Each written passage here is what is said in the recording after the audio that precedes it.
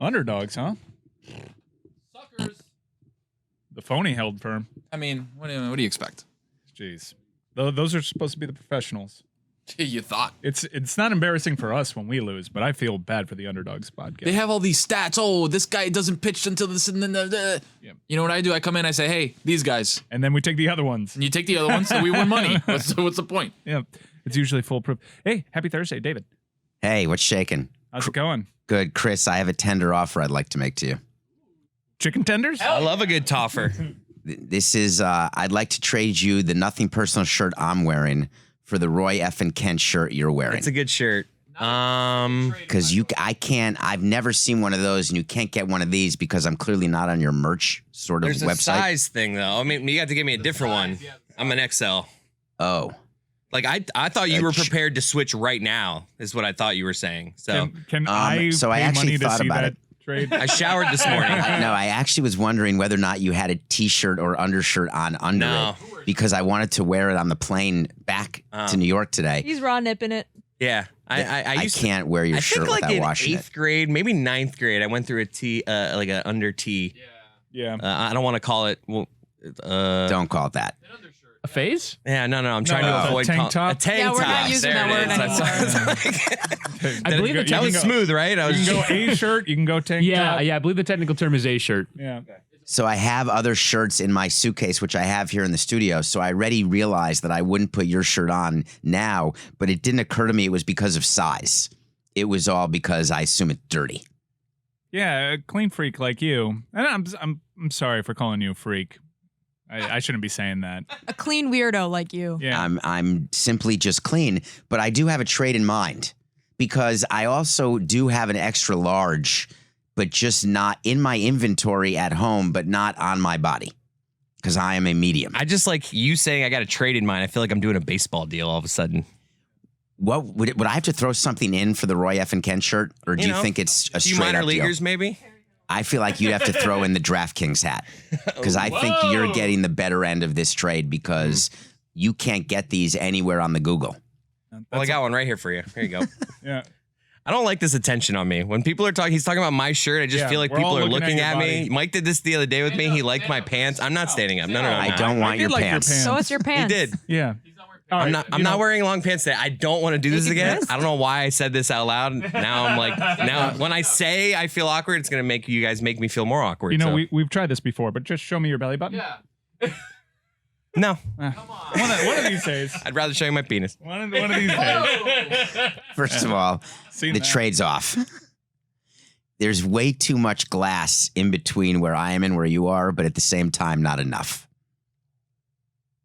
So, how was your experience actually being here in the studio? Dane and Sue are out. You're our substitute teacher. Lonely. For these last 2 days, and Amin just kind of comes and goes as he wants, right? Is Amin here?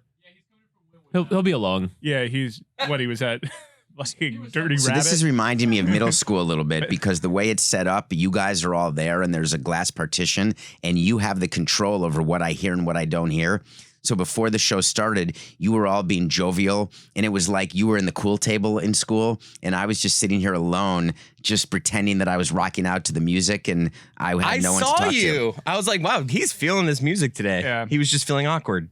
I was not awkward. I was just feeling left out, which just brought me back to what it was like when I was a kid. Yeah, well, this is the cool kids table over here on this side of the glass. First time I've ever been at a cool table. Yeah, well, you do way down the median. I cannot lie. But thankfully, we got Tony and Jess here to overcompensate. Whoa, Wow, what thank is this? you. Roy and I just get, You guys, we're the old guys. You got to. I didn't include myself in there either. Did you guys like sit at the in high school? Who here was at the cool table in high school? I mean, you were definitely. I don't think I was actually. You told- I was thought at the, I was. I was on Gotta the. hit off Matt Latos. I was at the baseball table. You didn't know that? No. You got it. Yeah. This, I don't know about your high school. Who did? Baseball team in Oh, my there's high school. definitely a baseball table at my high school. Baseball tables don't necessarily have the best reputations. They're Never. kind of like They're right. gross. Yeah, that's like Is your definition of cool like the opportunity that you get all the girls? there's a the popular group. So like the- there's always a popular group in high school. I was like on the outskirts of that group. But I was you a can be friends with popular in the goth group, can't you? Yes. No. Why not? But Maybe it's nowadays. Well, Maybe that's different. nowadays. Yeah. No, I You take that definitely back. can, but it's different. It's because right. You're this not is as bringing us- hated. The this- popular group everyone hates, right? That Sure. defines. Oh, I it's like think the group. goth It's like group- Regina George and Mean Girls. Like they're popular, but everyone hates them. But they They can't. hate- But they- they can't express it outwardly. They right? want to It's be them though. Yeah. It's like, While damn, hating them, they want to be them. like the goth group, no one aspires to be like to sit at the goth table. People hate the popular table, but then like if they get that invite, they get the call up to the majors. It's like, yes, later losers. Ha ha! I'm with the popular kids now. and then they rue the day Well, then because you are the lowest. because it's fake. oh, of course. It's also right when you get into a tribe like on Survivor, like you get invited to the one to the that has the votes, but then you're on the bottom of that tribe. You're Yep. going to get voted out anyway. You are the lowest in that ecosystem. So when you get to a smaller table, like at school, Mhm. and you're the last one to the popular table, like everyone sits down like musical chairs, and then what do? Do you put your head between your ass and walk back to the table where you came from? where you just You told have them, to go to the goth so table. long, losers. Never gonna see you guys again. It's like when Quagmire thought he was getting the spinoff. These were the biggest issues we had, right? If you think about it, when you're in high school, where you're going to sit at lunch was something that you'd start thinking about in third period. What you're gonna eat for lunch was what I started thinking about in the third period. You guys ever get to lunch in high school and you're just like eating everything? I used to be so hungry every day by like 12 o'clock. How was your school lunch? Well, I used to make myself lunch, and it was an Uncrustable and carrots and like. I just got. How- I'm how sad. How could you be hungry after all of Did that? you at least have ranch for the carrots? I mean, geez. But you knew what you Peanut were going to butter. eat, so you weren't thinking about what you were. You knew what you were Well, going to eat. I You were- always bought something because I was still hungry after. got it. So you were thinking about what was your budget to buy? Like Probably like I don't know, $5. Ooh, that's a- couple bucks. that's I don't know. $25 a week Well, okay, in yeah, extra food. that's not that much money. I went to high school in the 2010s, so inflation, if you adjust, it's a little bit different than when you were in high school. Well, I would like to start something. I'd like to forgive your lunch debt. Oh, I think that's what I'd what a like to do. mensch. All of this. So topical. Ripped from the headlines. Were you at the cool kids table? I was at the asshole kid table. Like I was a table Oh, where I know exactly what So the table you're baseball talking team. about. No, the it's very baseball similar. The baseball team was a little bit different, Chris. They were a little bit like grimier, dirtier. Like they were the chewing tobacco table, Just, right? just for those listening nationally, the Miami baseball table is a lot different from the rest of the baseball table. what's the Miami baseball The table Miami like? baseball table is the coolest table in No. the school. I mean, no, they think they're the It's coolest the table. steroid but- table. Yeah, well, at my school, by the way. my school was very good at baseball, so you can imagine. How good they were at needles. Yep. There was one kid that straight up, I swear to God, he was 43. No, it's not even the 43. age He went to thing. Tennessee. He was 43 years old. Miami's famous for that. When we would draft players out of Miami, including Miami Hurricanes players, we would just be aware that the odds are they were doing PEDs. Yep. That was a culture back then. I mean, look at who they idolized in the majors. Yep. It was not even really that. It was kind of spoken about as common knowledge, yet everyone had all this baggage in the press, like just assuming people were on steroids. Meanwhile, the kids idolizing them were like, yeah, look at Jeff Bagwell's thighs. Do people hate Ryan Braun in Miami? I don't think so. Do they love him? Or do they not even I don't think we about think him? about him at all. In fact, does like it- there's many people that don't even associate Ryan Braun with the University of Miami. Is Ryan Braun hated anywhere other than Milwaukee?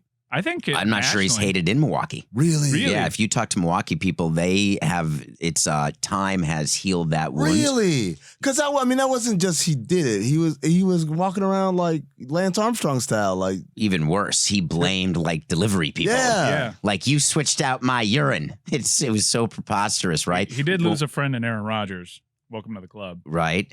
Although there's not a lot of love between anybody and Aaron Rodgers. No, but they were business partners. God still loves him. They went in like halvesies on a restaurant deal, and after the public scandal that Ryan Braun embroiled himself in, Aaron parted ways. Aaron Rodgers said, "I couldn't be in business with someone who would lie about something so blatantly and so Yeah. needlessly." so Yeah. silly. Why would you lie?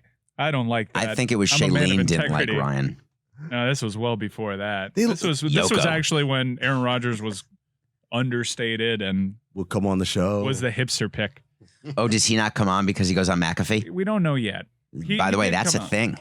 So I'll give you a McAfee story. I've been on McAfee several times, and then when I started being on here much more often, You were PMSing?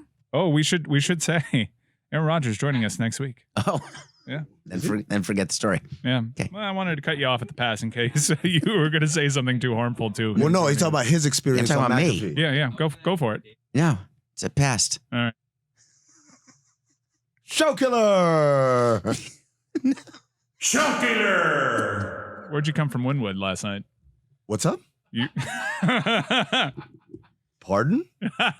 Did you go out last I night? was not at Wynwood last night. Is that why you're late? Oh, I'm late because I had to pack my box of, Whistles. No. I left all that in the hotel room. Bells. My shower stuff because I'm here so often. I don't like wasting the travel size stuff, so I have a box of just like shampoo, lotion, everything I need that I use on a daily basis. I have a box that I leave here at the studio basically, and I just whenever I'm here, I come and I grab it. So the day I'm leaving, I've got to pack that box and bring it over here, and just. But why can't you account for that and start the process of leaving 2 minutes earlier? So, I mean, A great question, David. That's a fair assessment. I'm not shirking from the idea I was late. I was late. I take blame. Yeah. Just a long story of nonsense. But you You're were just somewhere late. last night because I sent you a voice memo and you said you couldn't hear it. That's because I was so deep in my slumber. I said I'll listen to it in the morning. You got a God, smile about you, There's so kid. much line here. You're asking me how my experience is at the studio. It's like when you're on Zoom and I can call in from my home, I don't really see sort of this dynamic just of the killer dynamic, the line, the loneliness, sort of the way that we are behind glass like zoo animals. I just, I don't Your like it. loneliness. Really, it's honestly mostly an age gap in terms of like what you were feeling, the separation, and just a byproduct of what our roles on the show are. Wait, yesterday you felt this? No, today. He said, "How was your trip?" And I say, overall, the last 2 days, it's been a little lonely. You can Really? like I I don't don't come in here when we're vibing. So I did go in before the show started, and I felt as though you were all doing your thing. You were all busy, No. working. So I felt like, oh my God, I got to leave. But then I feel like, well, working, by the way, I'm air not, quotes. I'm not to working. I'm working. just searching YouTube for jams.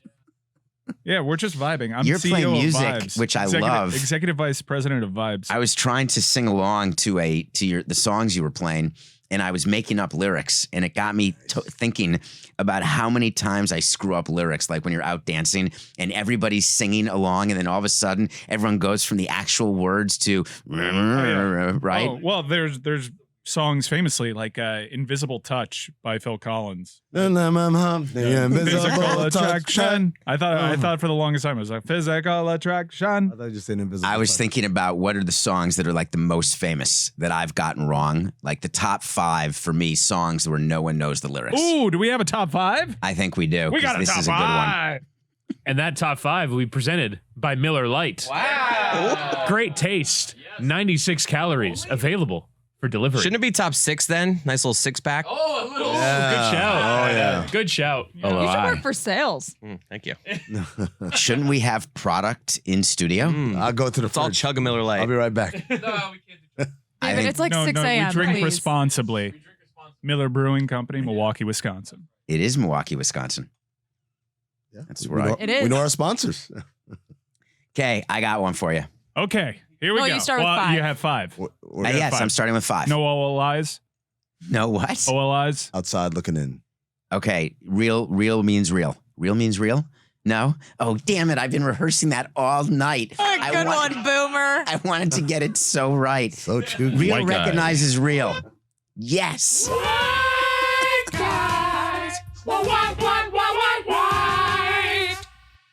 Damn it. Totally screwed that up. Number 5. Beyond Belief by Elvis Costello. Just stay with me. You know that song, but you don't know one word for it. Hum it. History repeats the old conceits, the quiet. No. That's a No, musical performance. Yeah, I heard Elvis. Number 4. You were feeling vulnerable before. I've loved that song forever, and I don't know the words to it. Mm. Number 4. Every bar mitzvah wedding of all time, everyone gets it wrong.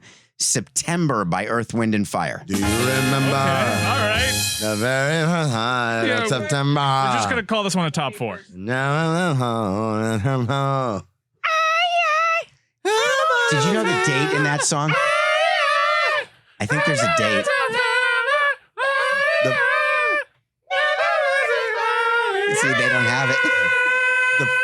It's the first night of September, right? I thought it was the 21st of September. Oh, maybe it was. Is it body? It's for sure the 21st of September. it is. Do you remember the 21st day of September? Maybe night. 21st night I of said the September. very first. That's how it sings That's it. four.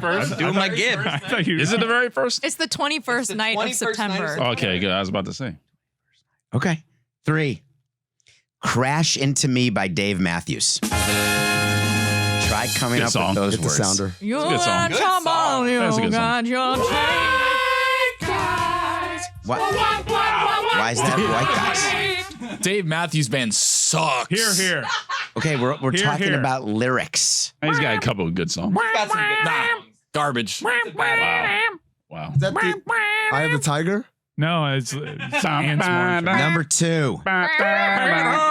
What you played to start the show today before we started taping. What a fool believes. I couldn't come up with one word.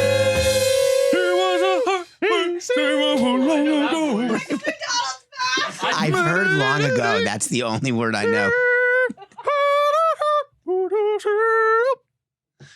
And then the number 1 is Beyond. There is no one who can argue with this number 1 because we all get it wrong. It is Bohemian Rhapsody by Queen. That's not true. Mama. I know every single word. What part do people get wrong? Yeah, we know that word like top to bottom. Top to bottom. Top to bottom. Every word. Google it. What-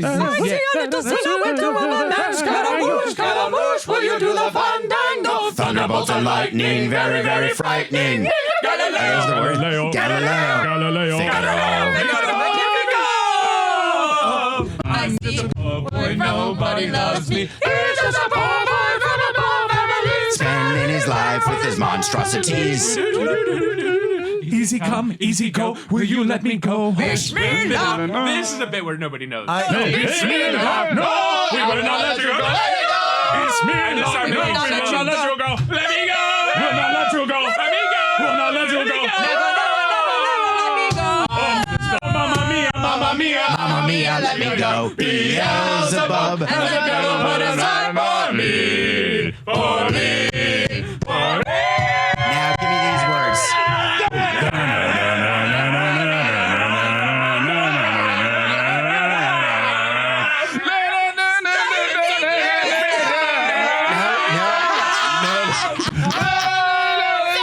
Victory. They don't have it. Now they're just yelling. They're just yelling. Can't you listen to me, baby? I just gotta get out. Just gotta get out.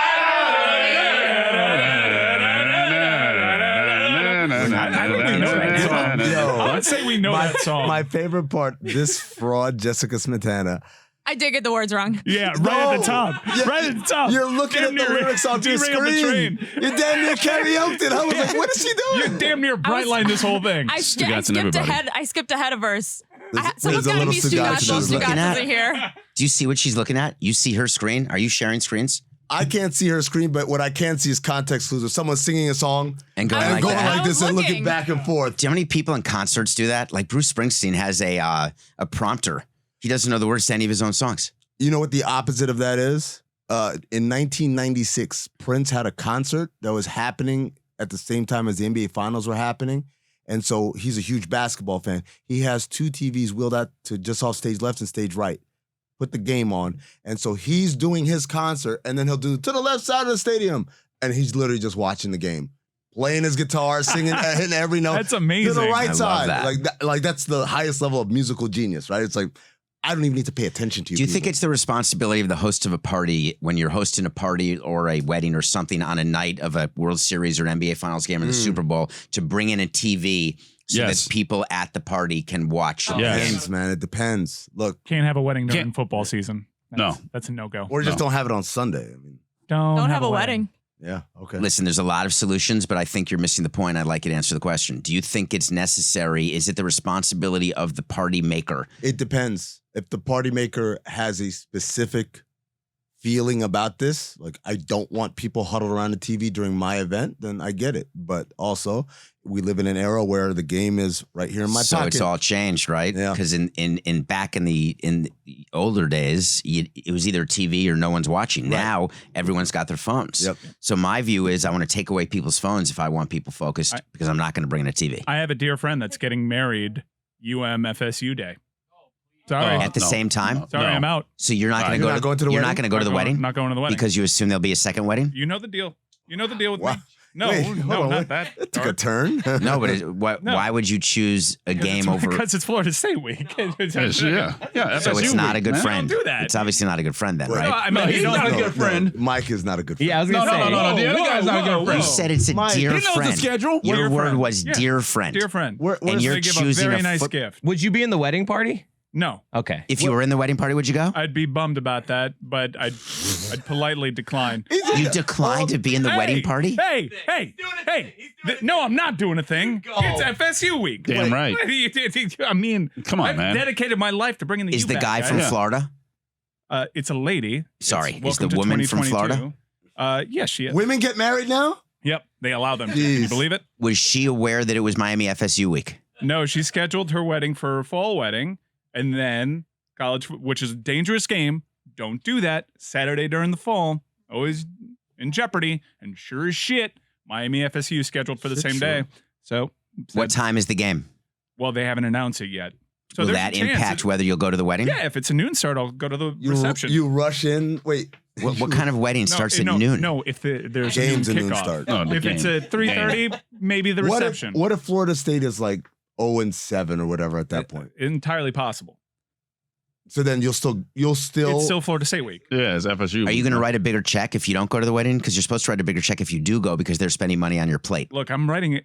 No check is bigger than the one that I'm writing to the University of Miami to be a Golden Cane. So that is number one priority, and it's FSU week. I'm talking about the wedding gift. If it were Southern Miss, the wedding gift's going to be very nice, and yes, it'll be even nicer. But do you pay more when you're not going Yes. or when you are going? Yeah, when I'm not going. You're supposed to pay more when you're going. No. Yes, that's the No, rule. because you got me there. Yes. Why would I've no. never ever heard that before. Wait, Yes, you pay more when you go? You make a bigger gift to people when you go to an event, when you go to a wedding, because they're paying. It's supposed to help defray the cost of the per plate catering and for all the expenses for you. But if I'm going to the wedding, I'm gonna give a gift that's more than the plate cost. But if I don't go, I'm just gonna give extra because I feel bad. Yeah. Right, that's Same. but it's feel like- cheaper, right? So your part people like when you say no because it gets them down. It gets them down a number. It becomes a cheaper wedding. I don't like it when anyone says no. I gotta. Whoa. People are allowed to say no, Weddings. Mike. Oh, good, thank you. How do we feel about Friday football season weddings? That's fine. No. Friday?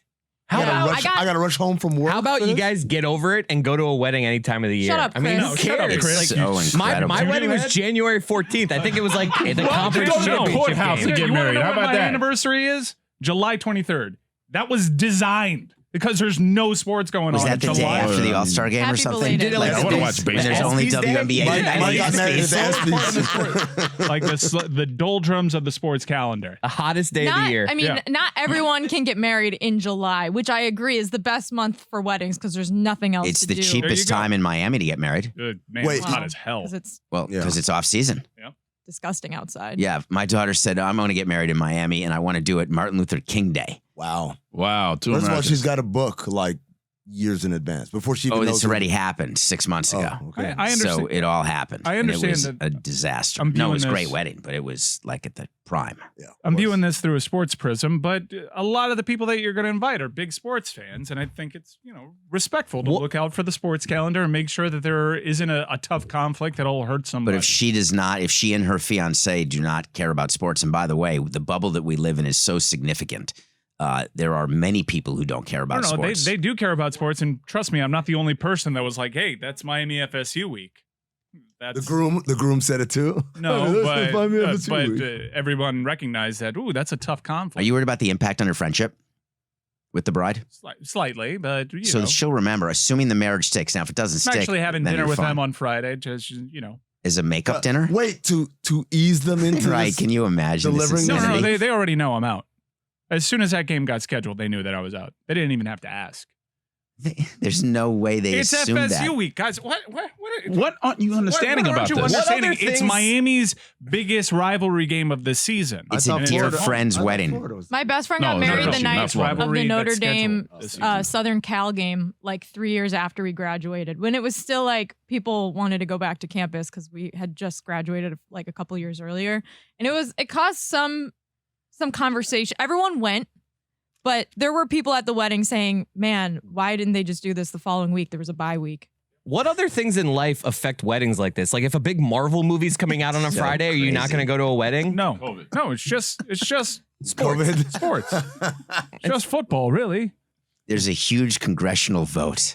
I need to be watching C-SPAN. I just think that it's hard to call someone a dear friend when you make a decision. If you have a family thing, if you have a cousin's bar mitzvah versus a good friend's wedding, I get it. I couldn't go to Dan's wedding because I had a family bar mitzvah that day. You got to make a choice. The wedding was at Doesn't night. wedding trump bar mitzvah? The wedding was at night too. But family. Dan's Family not over everything. FOE. You know Listen, that, when you're on the dinghy, family trumps if the it's- dinghy. If Dan were like a fourth cousin, which one would you pick? This was my first cousin's son whose parents had died. So it's Yeah. like a thing. Sorry, we go Jess. to all their Some events. variables there, huh? Sorry, Jess. There's always variables. Listen, I was sorry to miss Dan's wedding, no doubt about it, because I knew that would be my only shot. With many people, my view is I'm going to get another shot. But for Dan, because of how much I knew Valerie, I knew this was my one shot. Mike, what if you didn't anticipate the Panthers making it far in the playoffs? You commit to a wedding, you RSVP, I'm going, and then you realize it ends up on game 1 of the conference finals. Mea culpa. I'll watch it on my iPhone. Hold on. I think we're asking the wrong question. Mike. Guys, it's a wait. Miami No, I'm going to the game. Mike, dude. Mike. I got a credential. I'm going to the game. Sorry. I'm Mike. You're skipping a wedding that you RSVP'd for? not Yeah. a member of the Florida Panther Golden Society. I'm a Golden Cane. Mike. What level relationship would it take for you to say, I can't miss this? His wife's friend. Wait. Like, so it's FSU Miami. Yeah. But like this, obviously this What if it's relationship is a me? friend. What if Jessica's getting married? what- I was just going to what- say that. what- If it's Jess, I'm sorry. I would get married on a Miami game day just to spite you, though. No, Oh yeah. my God. Just to make sure he didn't come, you mean? Well, just if we can suspend disbelief because you're not scheduling during Notre Dame. No, season. never. So, Unless it's a bye weekend. But if you were just to do that vengefully against me, I would not be going. Mike, to. you're just cold-hearted, right? And you're Vengefully doing against this all because Miami you're a fans. booster, because you break news, and because you think you're important with Miami. But the fact of the matter is that Well, long but- after well, number one, I your am relationship with important. Miami I am is important to over. Miami. No, you're not Very actually. hugely. Not Oh, at all. my God, Like I'm maybe so in your own mind. important. Whoa, But what you're wait, doing what? is making a choice that, by the way, your child is watching you you are make. so wrong about No, this. I am just disappointed in you. Mike, what level relationship will trump FSU Miami? Top 10 friends. Name Top 10 them. friends. Name Name them. Name And with my fanfare. top 10 Fanfare. friends? With fanfare. I'm not naming you my top 10 friends. Why not? No. That's a terrible list. No, That's a terrible idea. You're putting me in an awful spot. What awful spot? You don't ask people because for I'm their going to get top hit 10 up by all friends. these No, people that are going to be like, I usually- thought I was top 10. You can usually- do it without names. Yeah, your top 10 no, friends would know better, though. Usually I would agree, but here's the problem. Mike has just announced if you schedule a wedding on this day, I ain't going. So I think those people deserve to know They when know. Mike is not worth an No. invite. No. If you're- That many if you're You're close getting friends? way worked if up you're- over this. If you're that close of a friend of mine, you know you're in the top 10. No, you know not to schedule your wedding during Miami football season. I feel You the have a same, lot of I feel the friends. same way, Mike. This is a controversial topic right now because I feel like the tide of public opinion has shifted back towards, since COVID, it's gotten harder to pick wedding dates and do weddings. People have had to reschedule things. It's like so expensive and blah, blah, blah. And now it's like, all right, just get married when you can. Like, you're lucky to have a wedding. I went to a Thursday wedding last fall. Yeah, I've heard Thursday and Fridays are more popular now because people are just trying to get Was it a top 10 a friend? venue when they can. It was. And it's cheaper, It a wasn't lot a top cheaper. 10 friend, but the couple, I knew both the bride and the groom. So Is that combined, uncommon for you? to Oh, be friends with both? That is uncommon That for you? is uncommon for me. Interesting. However, Golik and I were discussing this on Goal Against Money. Get it wherever you find your podcast on the DraftKings Podcast Network. And we were talking to Holly Anderson from the Shutdown Fullcast, and she said that her mother, she grew up in a Tennessee family. Mhm. Her mother decided to get married intentionally the day of Tennessee's biggest rivalry game against Alabama, just to see who would pick her Oh wow. over That's- Tennessee. So that's Oh, Machiavellian, right? no, That's hit too the- much. evil. Hit the music. Yeah. Look at me, Louie. Trying to. Look at me, Louie. David, when so you say you go to weddings where you know both the bride and groom, you're friends with both. What side do you sit on? So there's that to me is very movie-like. I've never been to a wedding where there's sides. I've been to an Orthodox wedding where men sit with men and women sit with women. Right. But in terms of when you can co-ed seating, I've never seen a wedding with sides. I've been to movies with goys and Jews, and I've still never seen two sides. Sit wherever you want. What about you guys? You guys sit wherever you want in a wedding, or do you sit on the side of the person that you know? Yeah, I honor that tradition. Yeah. How do you know which side is which? Well, They line up. Yeah, They line up the directly bridesmaids behind are standing on this side. That means this is the. But you're sitting before the bridesmaids walk down the aisle. You know the they're sides. always the left is the women and right Yeah. is the men. Always. Yeah, bride, groom. Yeah. Oh, have you or never groom, seen a groom, wedding? or bride, The whatever. bride is always on the whatever left as you're fancy. facing them. The groom is always on the right. Best man and Amazing. yeah. I never thought about that. See? Pattern recognition. Yeah. Interesting. It's one of my superpowers. I'd like to not know that because now I have to forget something that I wanted to know. And now that I know this, I But- won't forget it. but you So I'm don't- pissed off. But you won't care though. No, but I will. That's the problem. That's me, right? I know myself. I'm now going to focus and go back through every wedding I've been to and try to think about where people are and what- whether or not they have violated your rule. In England, do they do it the other way? No, I don't know. I don't know. Yeah. I don't know. I didn't go to But Burger it King. is kind of like a pissing contest. It's Pulp Fiction. Yeah. It's like Kind of- Royale with cheese? yeah. That's what do they call the Whopper? France. I don't know. I yeah, didn't go that to was Burger King. France. I know. Okay. I said London because London, they drive on the other side. France, they drive on the In our side. Amsterdam, you can get a glass the of joke. beer. Wait a minute. Did everyone miss that? No, we got it. Why are you giving me This wasn't good. that? I don't You're deserve gonna that have to noise. relive it and bathe in the Not bathing in it. bathe in your mediocre Not joke. bathing in anything. I was asking a simple question, trying to learn something from this nonsense. Send us a bit of credit. Tiny bit. Very tiny. It's so tiny. Hey, I got a plane to catch. All right, see you later.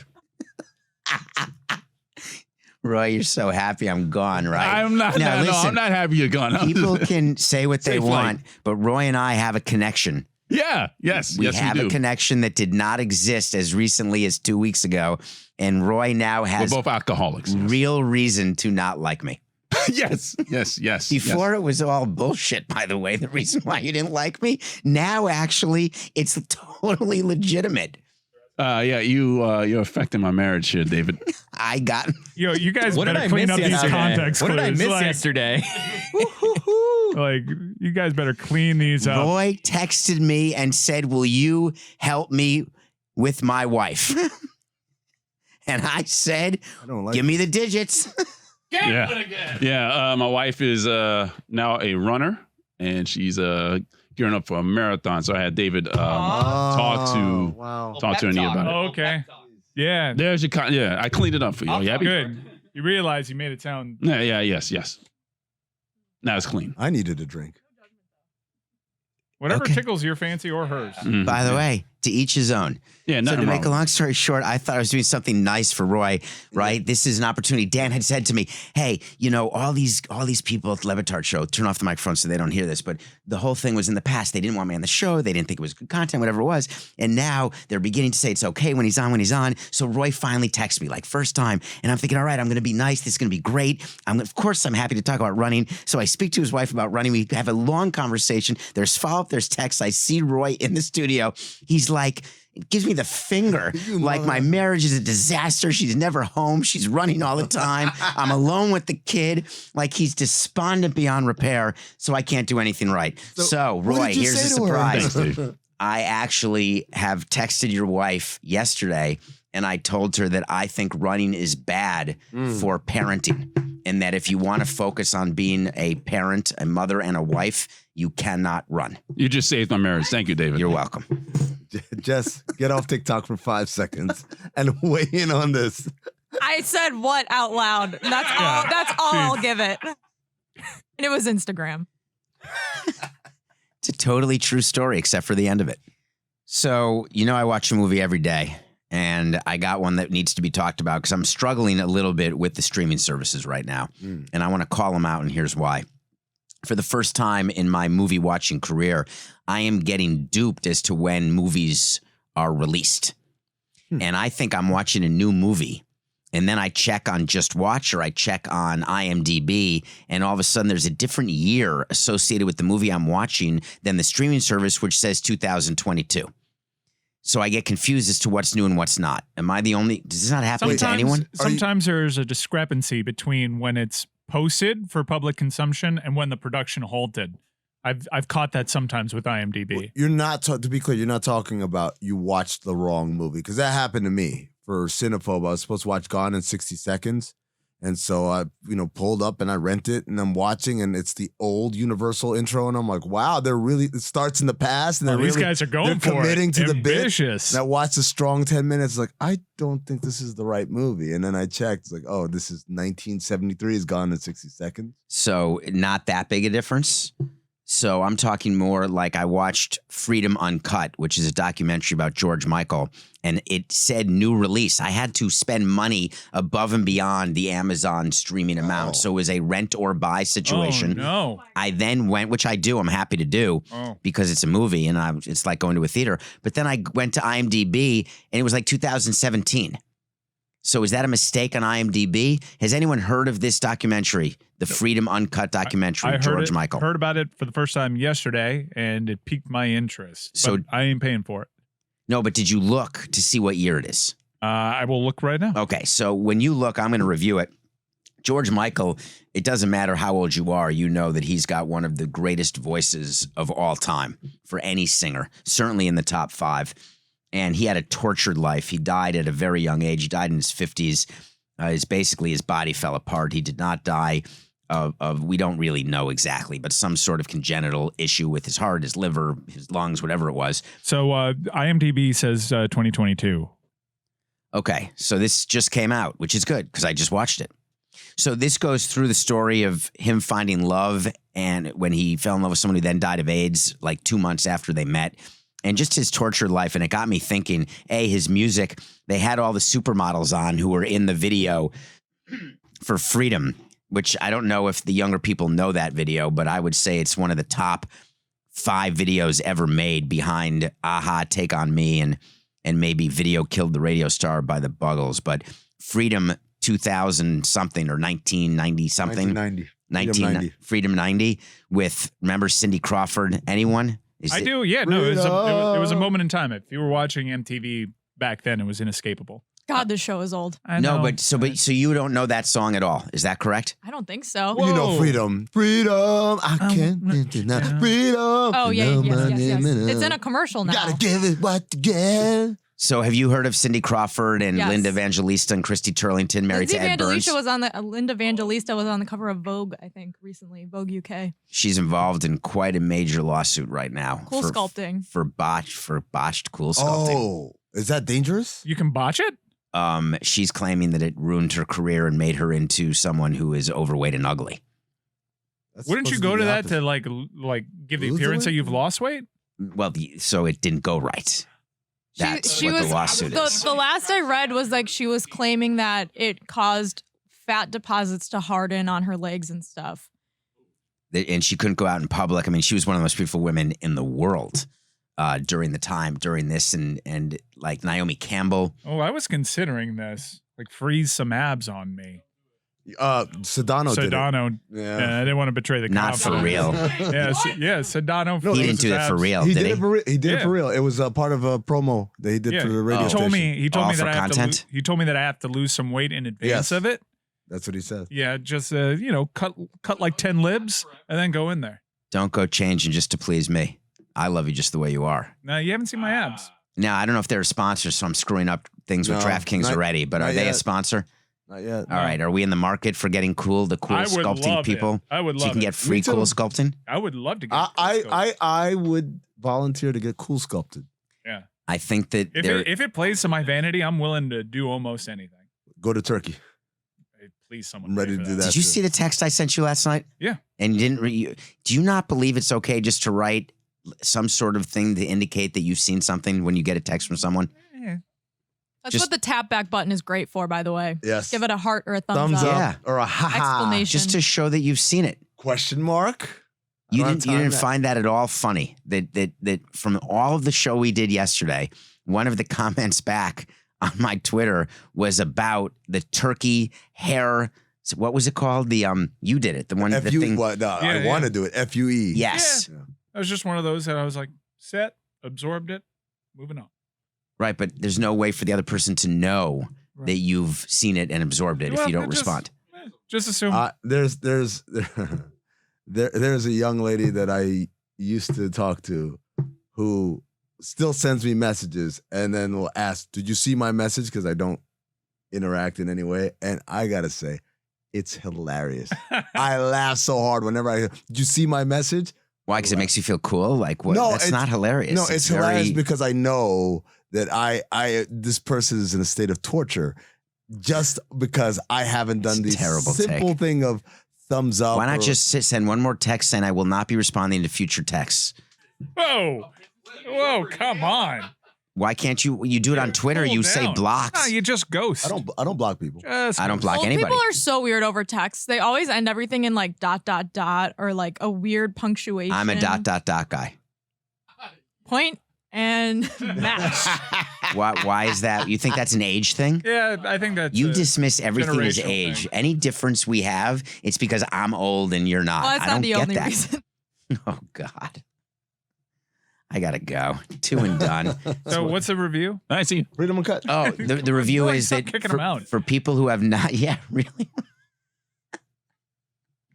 Take care. Take care of these. Hey! These what? I dare you. Funny. See you later. Yeah, he's got. Oh, you're already going? Oh, there's more? Yeah, we got Suey. got another hour. Woody. Yeah. What do we do? So that's the end of local hour. We're going to take a 10-minute break here. We will have a... And rolling? Rolling Roland Garros. Roland Garros. Is that a person? That's a person. Yeah. Patrick Beverley and Russell Westbrook, old friends reunited once again.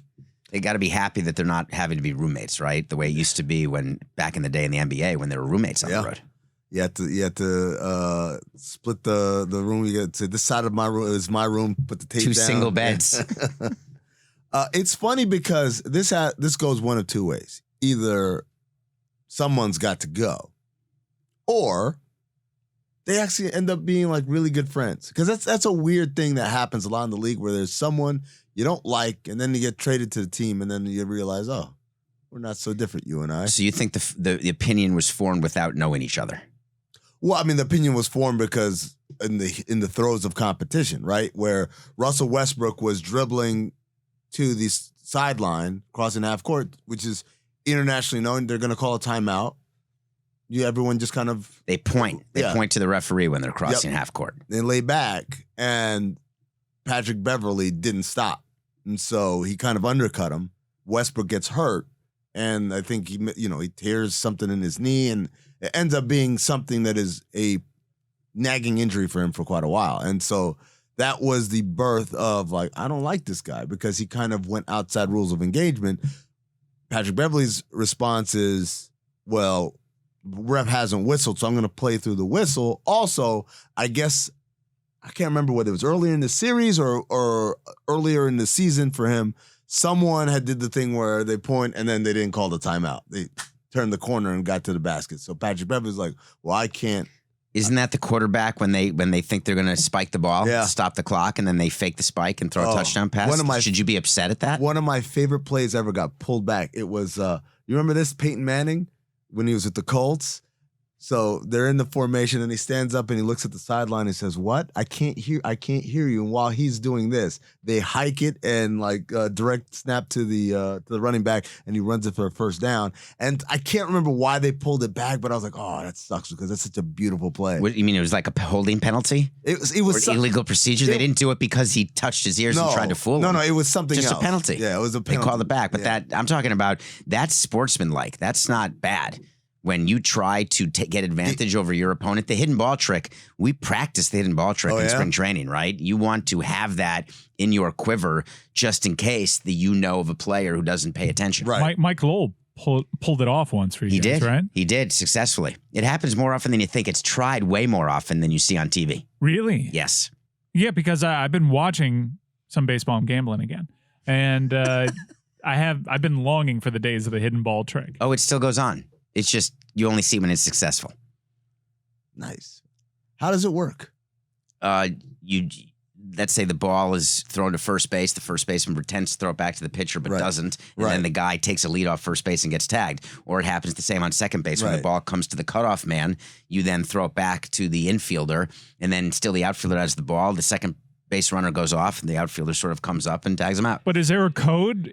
Would it be considered Bush League if someone tried doing that in the playoffs? Let's say an out was decided in the World Series game via the hidden ball trick. Would that be considered Bush League? Yeah, we've actually talked about that. No. So you're trying to get 27 outs no matter how. And in basketball, you're trying to score as many baskets as you can. In football, you're trying to score as many points. So I disagree completely with anyone being upset. If Westbrook is pissed off, that's on him. Well, he got hurt. But that's on him. He got hurt, right? I mean, it happens. I mean, it wasn't a cheap shot by Pat Bev, was it? Did he go for his knees? Did he dive at his knees? There's always a tinge of that with Pat Bev. He's kind of a little bit of a loose cannon. Is he a Draymond Green type of guy? No. Draymond Green has a lot more polish and also judiciousness in what he's doing. And Patrick Beverley is just so you view him as out of control. Yeah. Where Draymond, what about Dennis Rodman? Was he out of control? No. That was masterclass of someone who was in control. Agreed. And purposefully doing things to psychologically disrupt his opponent. I agree. I mean, like Tomlinson, the guy who whispered in his ear, Stevenson. Oh God, Lance Stevenson, right? Yeah. I'm in for all that. So you're saying Beverly's different than that. So if that's true, I'm not sure he and Westbrook will become friends then. Yeah, I mean, there's also a part where I don't think Beverly has the self-awareness to understand, okay, how can I repair this relationship now that we'll be teammates? You think LeBron takes part of that? I do. I mean, probably. LeBron was aware this trade is happening. Oh, yeah. Aware of the history with They're Westbrook. running everything by him. I think one of the funny things was, 12 months ago, 18 months ago, THT was an untouchable. And now he gets traded for Patrick. Nobody's untouchable. No, but that was they were trying to inflate that trade chip. They don't have very many trade chips there. They had an opportunity to get Kyle Lowry before Kyle Lowry came to Miami when he was in Toronto at the trade deadline. And Toronto's like, well, we want Taylor Horton-Tucker. And the Lakers said, absolutely not. And then about a year and a half later, they trade him for a guy that it happens, right? I mean, but this people go does from help untouchable them, to right? available. This is a decent move, no? I think it's so marginal. And THT had a bad year. He had a bad year, but he had a really good year the year before that. He's so young that I would have just rather said, well, maybe he'll bounce back this year rather than give up on him for a guy who's past his expiration date. And again, I feel like it lacks the self-awareness that you need in order to kind of escalate. Desperate teams trade on the high, right? So I did that way too many times where we would trade a player at the exact wrong time, right? I should have said desperate teams trade on the low, meaning you're doing it at a time when you're not getting the value back that you should get for that player, but you're doing it because you're concerned that he won't rebound. And it's just a very bad plan. We always talk about you can't fall in love with your own bullshit, right? You walk around, you can bullshit people on so-and-so, like, oh, THT, no, we would never trade him. Oh, he's too good. But you also have to understand he's not that good. You have to know him better than anyone else. So he's not that good. If a deal like this comes around, this is why you get young players and develop them. It always boggles my mind. Like when Bradley Beal was a guy that was talked about to be on the move. And I think it was here. We're talking about, would you throw Tyler Hero into a Bradley Beal deal? I said, no, I would never. And I'm like, if Tyler Hero ever became as good as Bradley Beal, you would be head over heels. So why not go get the real Bradley Beal? Why Why are you hoping he might turn out that way? Isn't it just the cost control, cheaper salary elements of it? Like if you have him at 10 million as opposed You're to him at 40 assuming the money's million. even when you're saying what you're saying. I'm assuming that a fan should not care what Mickey Arison spends on the team. A fan should care that of the best possible product on the field. Fans But realize shouldn't now. a fan care about how they allocate their salary cap dollars? Because what you aren't spending on Bradley Beal, you could be spending on another really good player that helps your team if the value between Hero and Beal is roughly Correct. the same. It's Tyler Hero plus fans should 30 million care has to be better than Beal. But let's not get something confused. I'm not saying that Bradley Beal and Tyler Hero are even. I'm saying that Bradley Beal is miles better than Tyler Hero. Your hope is that one day Tyler Hero, if everything breaks right, he might be almost as good as Bradley Beal. Or we can go get the real Bradley Beal right now. We would keep a list, by the way. But you can't get the real Bradley Beal right now because of the cap situation. Well, no, that was talking about Yeah, like I 2 understand, years ago but when we were talking about. but we were In a talking about it with a vacuum. team that had just won the Eastern Conference, Right. And you're already projecting a then rookie Tyler Hero. You understand where his contract is. You understand where what your books look like. Right. You don't really have the money to add a Bradley Beal without giving up Tyler Hero and a substantial, damn near max player on top of that. It's really like bam. I think what he was more talking about, which is interesting, is people who we had 2 sets of books, and I don't mean financial books, and I don't mean medical records. Clear that up. I'm saying that we would have lists of players who we would promote to national writers and to the people who make the list of prospects and rank the farm systems, and we'd have a list where we're going out and saying we're going to pump up these 20 guys because they're not our guys. Right. They're in our system. Yeah. We don't really love them, but we want to trade them, and we want other teams and other owners to look and say, oh my God, they think Tyler Hero is going to be Bradley Beal. Right. Well, And- that's what kind of felt like what was going on with THT a little bit. Like they really inflated No, that. I think they believed. You think so? They believed. I mean, the absolutely. media over there bought it hook, line, and sinker. They were really touting him. They believed because he was 18 when he got drafted. He was really young, which is a rarity in the NBA. Because the rule is you have to be 19 in the calendar year of your draft to be eligible. So he's got like a December birthday. So as an 18-year-old, it was like this guy. He's not even old enough to drink, and he's already making an impact and on a championship team. So the idea was, whoa, they did it again. They found a guy in the second round who was kind of undervalued, and now he's gone up, and we've got an opportunity to see some real growth. And my thing was like, he's a good player. He's not good enough to say, no, don't give me a guy like Kyle Lowry who can legitimately make a difference. There's an argument that if they had traded for Kyle Lowry, they wouldn't have made the Westbrook trade, 6 months later or 3 months later. I thought the Westbrook trade was just because LeBron wanted him as a playmate, or was that Carmelo Anthony? I wanted to bring up that aspect of this with this trade as well, because the Lakers, is this the last young player that they've cashed in now? They don't have, other than if you consider Anthony Davis a young player, this is basically the last one that they've cashed in. This is the residual effect of having LeBron James on your team. He doesn't want to go through the up and downs of having Taylor Horton-Tucker, having an up and down for good first year, bad second season. Maybe he can rebound and get better in year 3 with a new coach. But like LeBron eventually saps your team of all young players and draft pick assets, and then at the end you have to rebuild. It's why He's a vampire. It's why whenever he talks about like the Heat's develop, oh look at all these guys that are developed for the Heat. That could never happen if LeBron was on your team. Is he the only player in the NBA who has that power in your mind? Because I got a few others in mind. What power are we talking? He's got power over personnel decisions.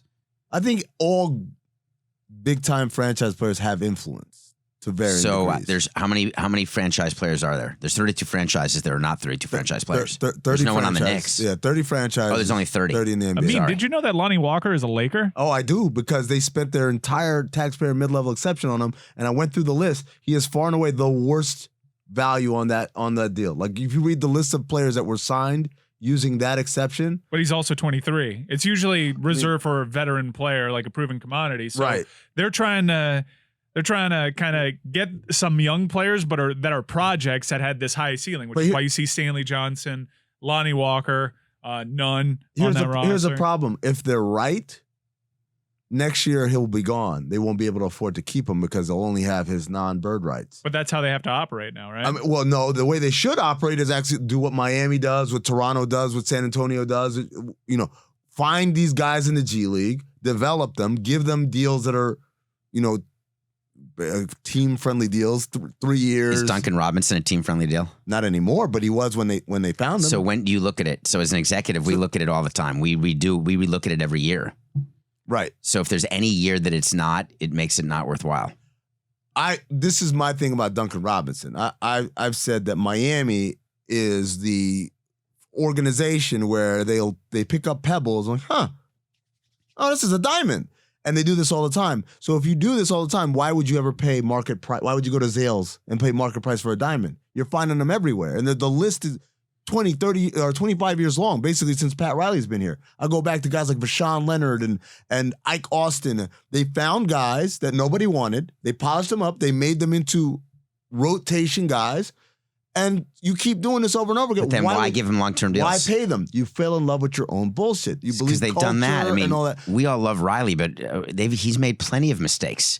No one talks about him in this place, but he's made plenty of bad Hassan signs. Whiteside. That's a major Deion mistake. Waiters, James Johnson. You could put Duncan Robinson on that list. You have to. And the irony is, again, while they did this with Duncan Robinson, what happened? They found Max Strus, they polished him up, and he beat Duncan Robinson for the So same here's role. the mentality, and I hate to keep talking about baseball because I don't know if you like it, but we had a closer, changed closers every year and had huge success.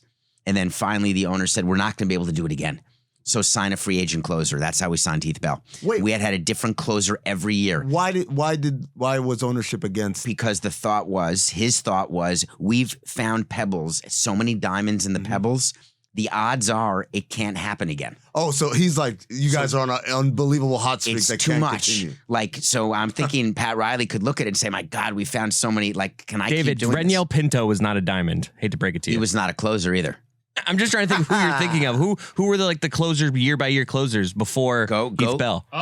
Go look at Joe Armando Borowski, Benitez? Armando Benitez, Leo Nunez. Oh, Leo I was mean, good. Juan Carlos Oviedo. Yeah. I mean, you can go back in the Marlins time and look at, we had different closers all the time. We'll 100% give you credit for that. I think you did better than any organization in baseball, which just find closers. I just wanted to say Except- Reniel Pinto. Why? Do you remember how he got Reniel Pinto? I do not. I remember he had a big ass though. Okay. That's okay, but we got him along with Ricky Nolasco and a guy named Sergio Mitre, who is currently in prison. What? Sergio Mitre's in prison? Yeah, he's done. What? Yeah. He wasn't a bad player for you guys at all. No, people still walk around with Mitre shirts, and I actually tweeted, please do not wear your Mitre shirts anymore. What did he do? He killed somebody. He killed somebody? He's done. I believe he killed the daughter of his girlfriend.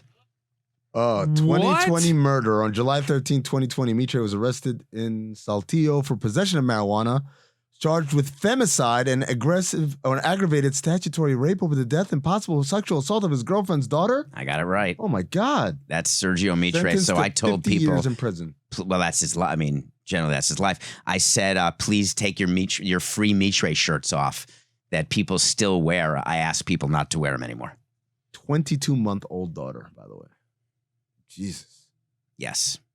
I mean, it's not even, anyway, when that news came out, I spoke to Mike Hill and Larry Beinfest about it, and we were less than happy to be associated with that. So anyway.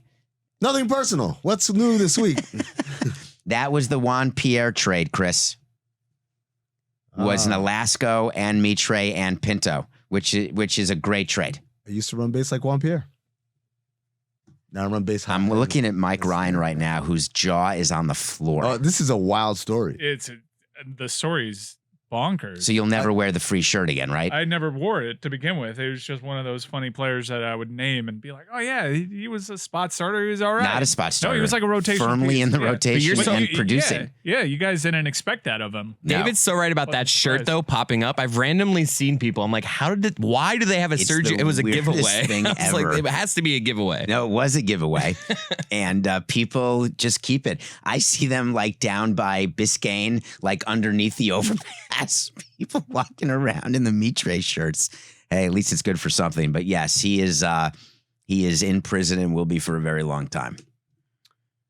So anyway, getting back to franchise players. Yes. The Knicks do not have a franchise player. Is No, that correct? That's correct. So how many? Do the Heat? Don't say Butler's a franchise player. I'm not gonna. I don't have. I have Luka as a franchise player. Yes. But I don't think he gets involved in personnel moves. Do you? Not yet. I don't think he's. I agree. Too young. So we're talking about LeBron. Is Durant a franchise player? He is, but I think given everything, you have to want to be with the franchise. Like that's one caveat. Yeah, like they're not going to listen. So now to we're you. still at James. Right. Hold on. Let's keep going. What about Nikolai Jokic with the Nuggets? Nikola Jokic, Franchise player?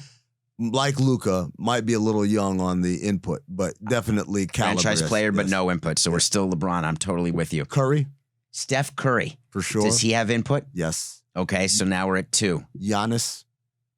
You think the Bucks give Giannis input on players? The Thanasis Antetokounmpo, I rest my case. His brother's on the team. Well, his brother is not an NBA player. No, but we would do that. Vladimir Guerrero's brother had an MLB career because we were trying not to upset Vladimir's brother. So I don't view that as having say over personnel. Say over personnel is he wanted to sign and trade with the Hawks guy who ended up Bogdanovich. Yes. Right? Yeah. That he wanted That's that. his, yeah, that was his or guy. he wanted to extend Connaughton. Yeah. Right? Well, Bogdanovich was his guy, so he definitely was put in the word there. Giannis has it. Giannis for sure. So now we're at 3 only. 3 out of 30. There aren't many. Say Devin Booker. Devin Booker has You think it. Devin Booker? Devin Booker. He's young though too, isn't he? Yeah, but he plays more for than Chris Paul. He plays for an owner who is eager to please someone who appears to be cool, and so that Devin Booker has I that wouldn't power. want input with Sarver. Like, is that guilt by association? So we used to, in our war room, we'd have our board for, let's say, the draft and stuff. And we'd write down the names in no particular order by position. And then at the end of the day, it was my job to make random markings. Circle, 2 stars, 3 stars, underline, asterisk, L, R, with all these different markings. And I remember someone asked me why I do that. And I said, because Robert walks in and he looks at the board, and next thing we know, we're hearing our draft board on the radio because he tells the local radio guy, John Gambadoro. And so we had to throw the scent off. So he would look at it and not know. Like the names were alphabetical order, so you can't say, oh, they like, Aaron Anderson the best, right? And then he could not tell what the markings meant. So I love that people like you in sports, and my guys did this the same. They treated the draft board like it was the nuclear codes. Well, not like Trump treats the nuclear codes, but like many people treat nuclear codes is how people treat draft boards. Like we weren't allowed, our baseball people would go crazy. We wanted to film it and put stuff on the Jumbotron, and they're not, we can't let anyone know who's number 20 on our draft board. Like, who cares? Is it that big a competitive advantage if the Lakers knew that you had an eye on blank player at the number in your 2nd round pick? I mean, somebody doesn't play fantasy football. If I have a couple guys start, no one's looking at my prep sheet. If I catch you looking at my prep sheet, we're throwing hands. you do in-person drafts? Get the hell Yeah. out of here. A couple. Nerd. With Paul Rudd? Yeah. Hideki Matsui. It's a great scene. Seth Rogen trailing his wife, like trying to help him. It's such a great scene. He's about to get caught, right? Having an affair, and the guy man code. He's like, hey, whatever his name was. She's never heard of the movie. Is that why you're making that face? What movie? Oh, forget it. This is 40, right? Yeah. No. I've never seen it. Wasn't I've this heard this of one? it. Oh, it's a great Great movie. movie. You'll turn to it When in you a few turn years. 40. Yeah. Yeah, 15 years from now. This week on Basketball Illuminati, we have the author. good transition. I think that's Wow. from Knocked Up, by the way. Promo time. Is that from Knocked No, Up? it's not from No, Knocked I think Up. It's not Knocked Up. This is 40 because the whole premise This is 40. Okay. In Knocked Up, My it's the whole thing where they went to dinner and he says, "Wait, you telling me if Doc Brown shows up in the DeLorean right now, says I'll You take wouldn't you go back," back in time. and she doesn't get any of the reference. I want to gun it to 88. Is that your Rogan? It was like my Rogan doing Doc Brown. All right. You don't get high. You mean in the morning? It's movie expertise you can only find on Nothing Personal, hosted by David Samson, wherever you get your podcast. I mean, how much dick do you have in you? Hey, yo! No, because we were talking about Pat Beverley earlier, and we were saying how he's got a little dick in him, but you want a little dick in you. Phrasing. What? Yeah, as your attorney, I would suggest you not answer that question. We You were should saying, ask for a why is rephrase. that everyone's moving away now? We all agreed back here that like Whitty said 10 minutes ago, I wish I had a little more dick in me because it in business, in the professional world, Walk it outside helps, the Clevelander. It helps to, you got to stick up for yourself. You got to be a dick sometimes. Stick up I for didn't yourself think- or stick up This in is- yourself. This Kudos is to you. just You horrific. somehow found a worse transition than the Sergio Mitre murder. Yeah, good job. Good job, Chris. Yeah. I'm still wondering how much dick Amin has in him. Because do you stand up for yourself and stuff in business and Negotiations. Whitty, you wish you had more I'm dick in not you? allowing you to answer that. Someone help me out here. Nope. Man, this was a great topic off air. At the time. This thing crushed off air. Basketball Illuminati. Sean Patrick Griffin. He's the author of the book, Gaming the Game, where he is the definitive breakdown of what happened in the Tim Donaghy scandal. He is a professor at the Citadel and then also a former Philadelphia cop. He wrote the definitive piece of research on what happened in the Tim Donaghy scandal. We're promoting it. We had a great interview with him this week on Basketball Illuminati. And the reason why we're promoting it hard is because next week, the Netflix Untold episode is going to be about the scandal. And I'm here to tell you it's going to be not good. It's not going to be as objective or as detailed as what Sean Patrick Griffin did in his book or the conversation that we had with him on the podcast. So Should we watch the Untold before we listen to your show, or do your show first and then watch the Untold? listen to the show first and Okay. then watch the Untold and point out to your friends, that's wrong. That's misleading, all those things. Because Tim Donaghy displays the behavior of a pathological liar. So, and the Netflix kind of docuseries Untold, their big thing is that they get the people to sit in the chair, right? They got Manti Te'o to sit in the chair and Naya Tuiasosopo, right? They get the people to sit in the chair. That doesn't necessarily mean they vet the things that are said or push back or whatever. It's just kind of like, well, they talk. And so Tim Donaghy loves to talk. He does the rounds a lot. He says a lot of things, and many of them have been objectively proven to be false. So Like Shaq. like Shaq. That was a callback to yesterday. The Manti Untold story, I mean, I think this might kind of fall in the same pattern where like it did a good job doing a kind of an overview of it and setting the record straight, but they also left out a lot of the details that I think were important that made certain people look better or worse. Yes. And I get, I am the first to complain when a documentary series has too many episodes and is very bloated. I think most are. This one I would say maybe could have used like an extra 20 or 30 minutes. What was the number one thing left out? I mean, you're talking about your experience given your connection to it. Well, mostly my experience like living through that. I think they left out some criticism for Deadspin because Deadspin's initial story had a line in it or a paragraph, I guess, that implicated Manti as knowing about the catfisher and like being part of it. I thought that was the case. No, it's because Deadspin in part framed the narrative. So I watched. I had not heard of that story, and I watched the documentary. Wait, you hadn't heard when it happened? No, I was so knee deep in baseball that Really? that escaped took me. over. All right, but that's surprising. But I guess So we're it was pretty like singular. early social I'm not media the only one, era, by the way. I guess. I mean, it was all over ESPN. It was, but- yeah, that's what I'm saying. Well, it was If you're not a daytime TV, but football he was fan just or singularly following the focused on combine. baseball. I mean, I was don't doing know. my job, right? There's many people who have non-sports jobs who didn't know about it who are watching this documentary. I mean, That's look, I didn't true. know Lonnie Walker was I've a also Laker. seen. I saw a young person tweet something about like, "Holy shit, this Manti story was crazy," and then she replied to it and was like, "All these people keep tweeting at me saying they lived through it. Like, sorry, you're old, pops." It was really funny because there are like a lot of young people that are seeing it that were probably too young in 2012 to remember it, that grew up with the internet and probably are like they grew up knowing what catfishing was before they knew anything else. Right. And so it's like funny to harken back to an age where no one knew what catfishing So I was. thought the biggest issue with the documentary, having seen it, is that people thought and spread the word that he was gay.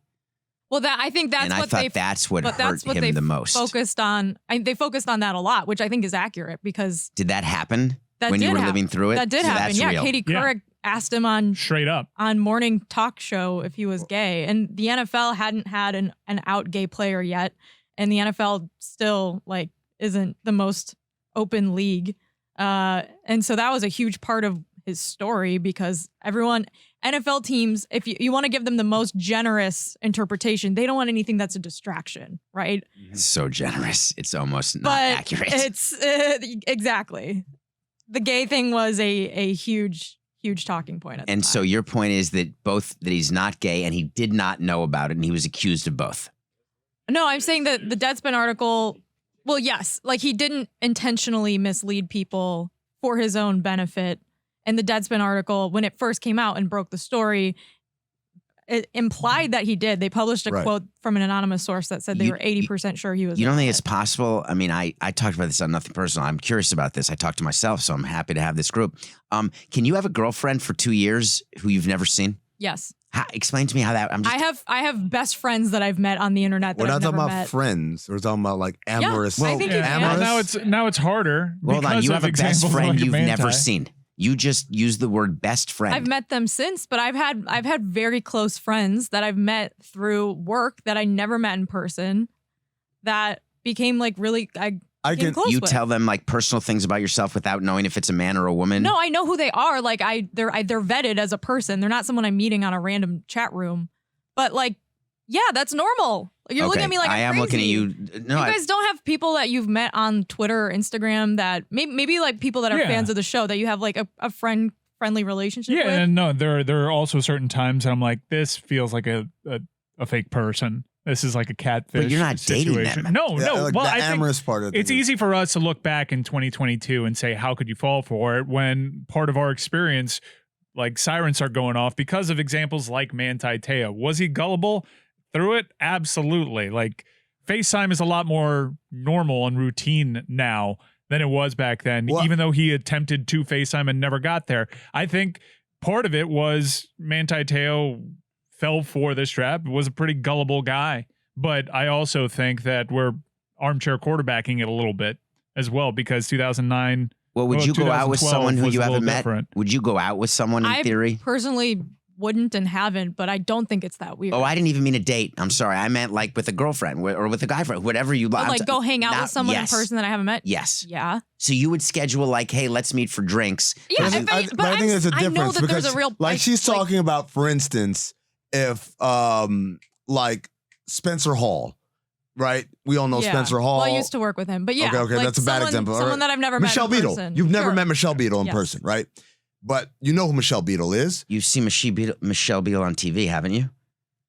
Well, you're asking two different questions. All right. Now you're asking if I go out with someone that I've never seen. Yes, that's the only question I'm But asking. that's not okay, that's so not then- the state of communication 10 years ago. Oh, I thought that that the player, I can't, Manti. Manti had a girlfriend that he had never Yes. he did. seen. Well, He did. she was sending photos of pictures, herself, yeah. but they weren't But he had never actually her. proven, and Yeah. he's put a sign up. Well, he right. spoke to her. But he's also not like an investigator, So- and he's so- not so- questioning so if she's Jess- real or not. That's the naivety part. So- that Right. I'm She had a speaking very to. convincing voice. He spoke to her on the phone several times. He also spoke to people in her family, people that would presumably be confirming that this person is indeed Well, real. I think the big thing was he talked to some of his people because Yeah, his Because- cousin claimed that Yeah, he knew right. her. Yeah, because but I Lene never Kakua- FaceTimed He said- well, to he have says- the No, but he voice was with the vetting. He's like, face. hey, I'm talking to this girl. Do you know her? And they would just be like, yeah, oh, I know her. And there wouldn't Maybe be I'm more just overly questions. cautious. I I just mean, like If you watch a documentary, you could piece together. Granted, it is framed. The narrative is framed in two parts: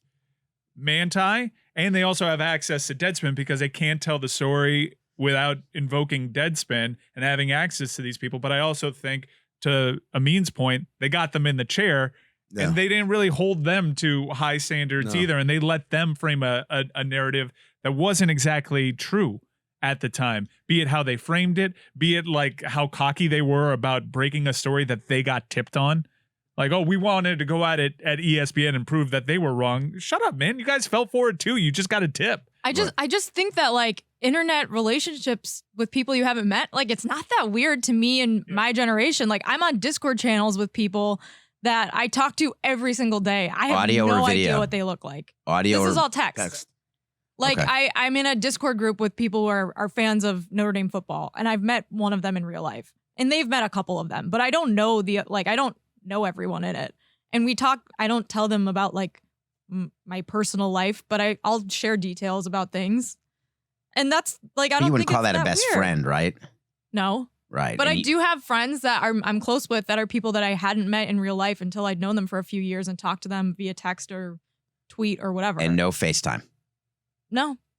But like I like Would you Amin be said, upset they're if people you that I thought it was a knew girl and it was a guy? existed.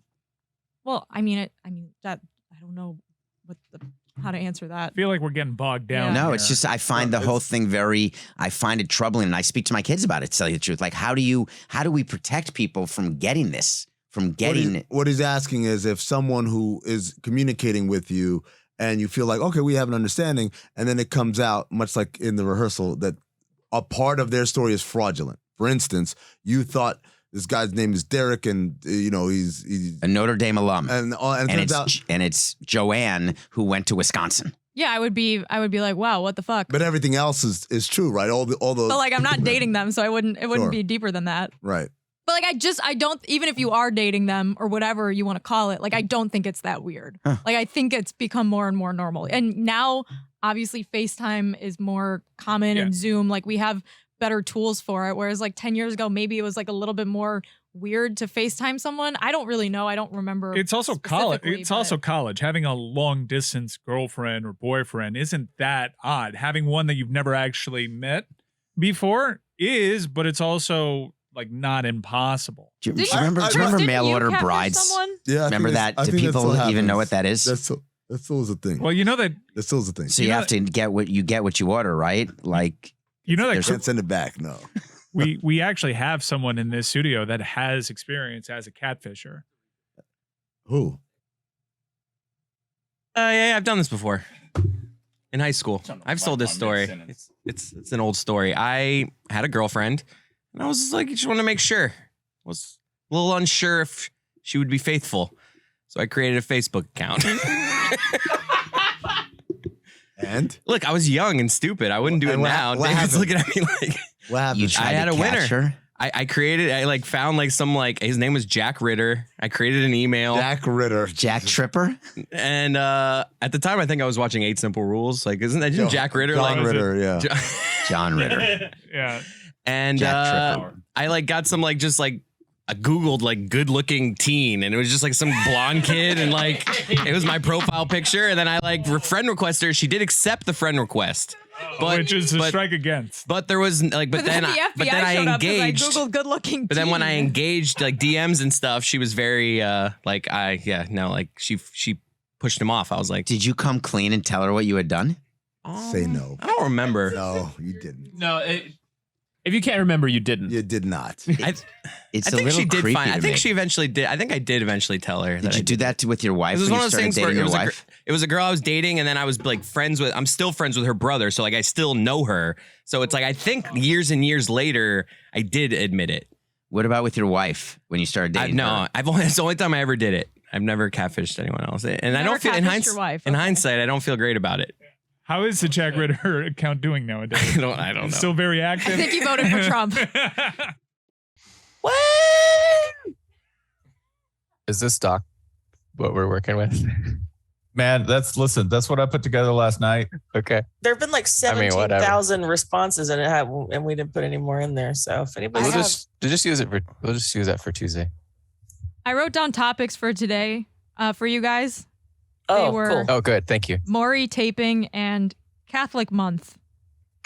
What? Good. Okay. That's cool. All right. Catholic month. No. Wrong If you show. wanna I got you. know, Yeah. No. There we go. No. If you no. I got you. Okay. This is why we always do it on my computer. All right. Okay. You're not steering anyway. You guys just did show for like 15 minutes and then we started. And no, there's no show to be had. Oh, are we going? Are we going? Spencer tried to do a thing. Do the thing. All right. I'll do the thing. Do the What? thing. That's not at all what I was talking about. Something is going to happen. I'm just going to take them off now. Welcome to the Dan LeBatard Show podcast, fullcast. We're doing a hybrid thing, Crisp everybody. is always crisp. Always landed it straight on the carrier. All three pieces of landing gear down. Have you guys seen Splice? the movie? No. Okay. Yeah. That's probably a good thing. It's probably a good thing.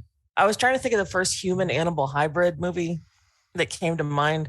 And it turns out to be one where Adrian Brody ends up trying to bone the human animal hybrid he's been raising as his own daughter. This is exactly what I wanted to talk about. This somehow today. skated under the radar.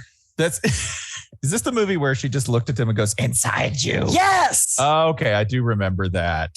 I do, for all of the wrong reasons. Like there's an alphabet record playing in the background. That's an amazing, amazing way to start the show. I am Spencer Hall of the Shutdown Full Cast and several other properties, including Metalark Media's own DNF with Jessica Smetana, is carrying all of you sons of bitches back there on her back.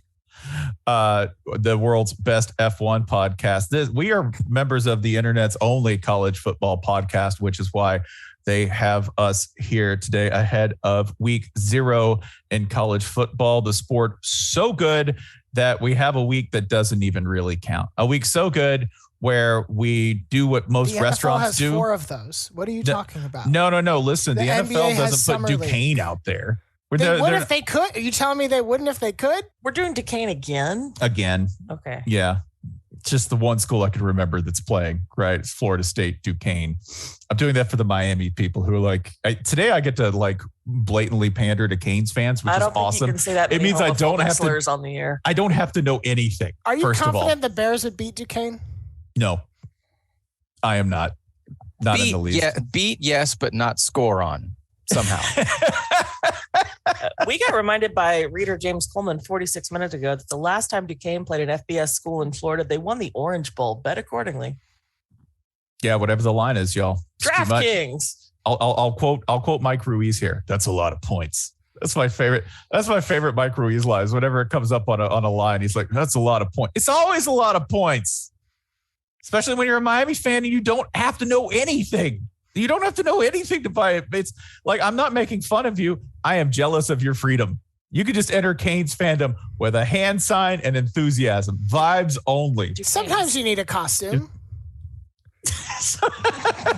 When? At a foam party. Sometimes. That's what they wear all the time. Sometimes it's like, hey, you need to dress up like Indiana Jones, but in Miami colors for some reason. Sometimes you need to be a stormtrooper. Yeah. A stormtrooper with Mardi Gras flair. Yeah. Because, you just got out of the academy, but you want to keep it festive. Yeah. What academy? I think you need that, and you need a system that judges all college football teams based on how many NFL Pro Bowlers they later produced. Like you have to retroactively assign national championships based on that. Tennessee should start thinking about adopting that program. Or not. It's been It's very so early. specific chunks. It's so early for you to start this shit with me. That's fine. I got Michael Felder going on television and saying Tennessee's going to win 10 games this year. I don't need this. I don't That's your need this on my playoff heart. pick. That's your playoff pick. That's not my fault. Doesn't matter. Doesn't matter. It's coming anyway. You're on this team. Should explain for people who are new to this program that we picked our playoff teams by rolling a 20-sided die, and I got my alma mater. Nope, we picked them based on what our serious personal analysis, our actual sincere opinions.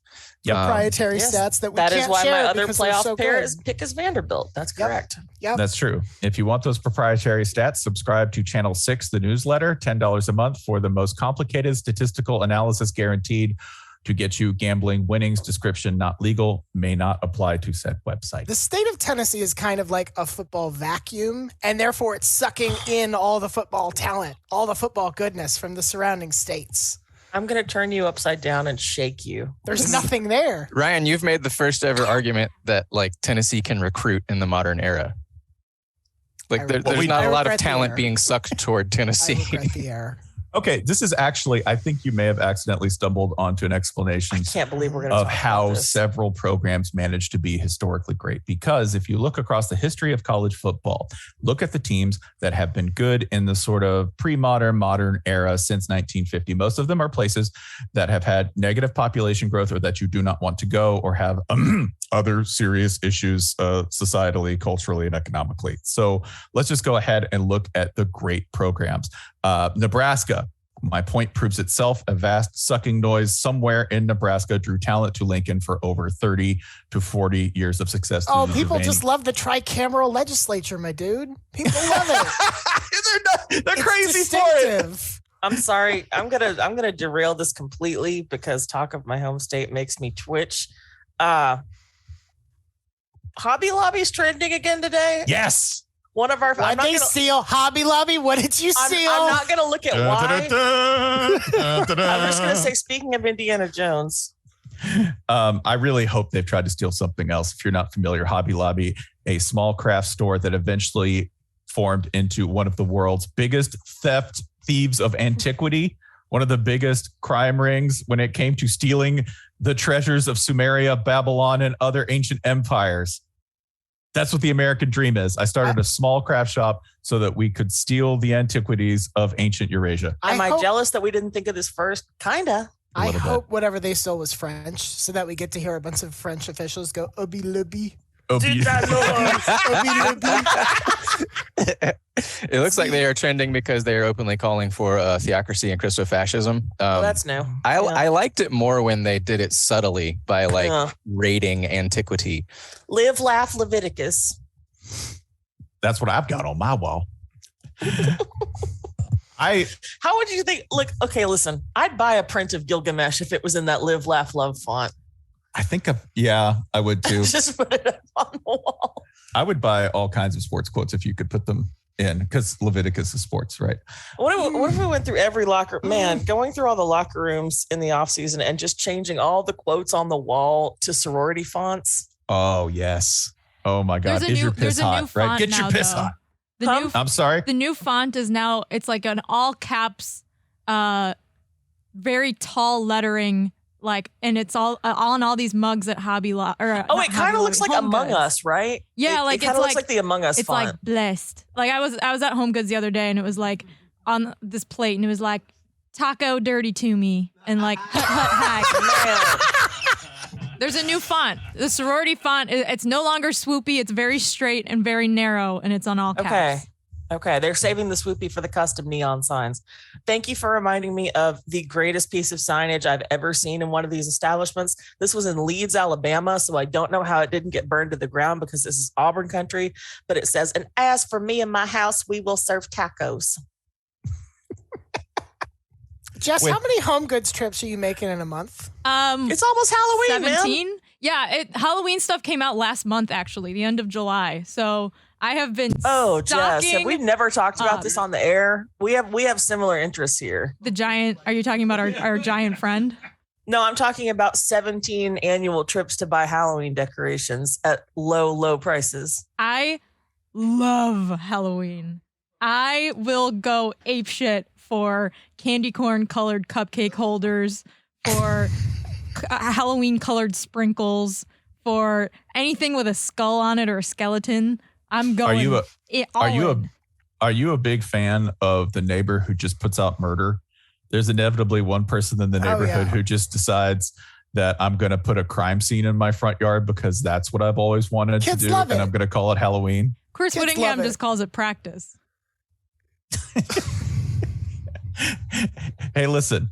If you had a kill room and you had a live, laugh, love thing, you'd laugh, right? Like if you woke up in someone's kill room and you're like, what's the point of having a kill room and not enjoying it? Yeah. Like if Dexter got you, but you look up and this is why Dexter sucked. He took no pleasure in this. Right. Like, why is there an espresso in this kill room? He didn't love the game. Thoughtful of them. He didn't love the game.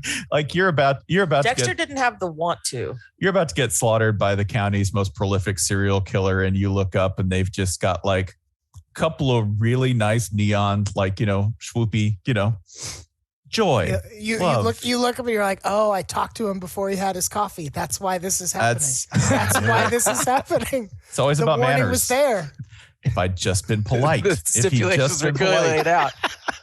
Oh, Hobby Lobby took out a full page newspaper ad calling for man, that's festive. They have taken the penis of Napoleon.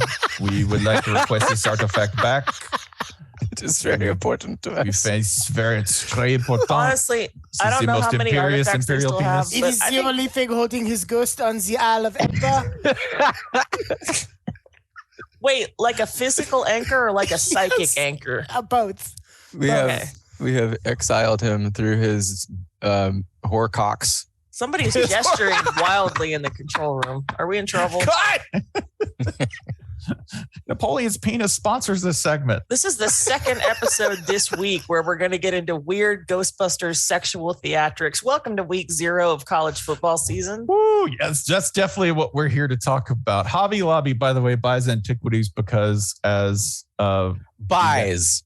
it buys, acquires. I'm convinced they're doing that because what they're trying to do is take out the competition. If they are really think about it, they're into two things: crafts and extremely, extremely enthusiastic evangelical Christianity. So if they're into those two things, what are they going to need to corner the market on? Other religions and crafts. What's the apex of crafts? That's right, ancient relics. They're just going to acquire it all. Okay, I'm gonna say one thing in their defense, devil's advocate here. Wow. Mm-hmm. I think hang on. I'm going somewhere with this. I think anybody anywhere should be able to steal antiquities from England, and it's not a crime. That's fair. Under international backseas protocol. Absolutely. I like the idea that Michael's is the less accomplished little brother store to Hobby Lobby, so they're trying to steal ancient texts, but they're all forged. Joanne Fabrics wants a word. Michael's is also the lapsed Catholic of craft stores. Nope. Let's unpack this. Go. St. Michael's. St. Michael's. Yeah, where it's like, I'm still unpacking a lot of shit, literally and emotionally. Yeah. Over here at Michael's. Trying to take out. I've got this wire and these blocks of foam. I'm going to figure it all out. So all those framing coupons are really just cries for help. Yeah, I go to church on Christmas with my parents, but I don't take communion because I'm just not into it anymore. See, in so many like Catholic heavy parts of Europe, this makes you a totally fine Catholic. See, I think the actual reason why Hobby Lobby is going after these relics is because they are anti-crafts. Like if you think about relics, the whole thing about a relic is that it's one of one. Well, unless it's like a saint's finger, in which case it's one of 10. But still, it's extremely limited edition. These are the original NFTs. Thank you for the not specificity, Ryan. But non-fungible toes is what they were called back in the day. So Ryan, you're saying Hobby Lobby is being extremely anti-Catholic by attempting to remove relics from the marketplace because entirely. like the more people spend on relics, the less they will spend on crafts that we can make thousands of. Mm. You know, you don't want Spencer was the people. only anti-Catholic. You don't want people to be into these like, oh, I have like this. I have the only copy of this thing, and it's like, no, we want to sell 1,000 of these. It's unfair slander. I am not anti-Catholic. I just don't want to go into any church. There's so many relics that are like, there kind of are 1,000 of them. Yeah, right. Exactly. Like, and I think another thing, by the way, I'm not anti-Catholic because again, I did. That's a throwback to an earlier episode. I was just trying to shoehorn it in. Okay, they don't know that. I know. You know, that's what makes it funny. Oh, Spencer, I have a quick question for you. Yes. Would you like to play my favorite game? Guess the fake musical? Yes. I would. This is on point.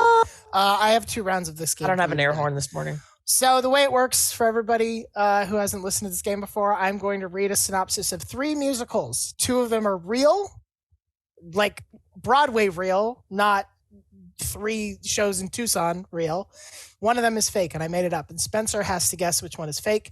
He is surprisingly good at this for somebody who hates musical theater. Except somebody for like who 3 says shows. he hates musical theater but That's true. loves wrestling. I'm deeply embarrassed by it. Yeah. Okay. All right. Are you ready? He's seen Les Mis like 5 times. Round 1.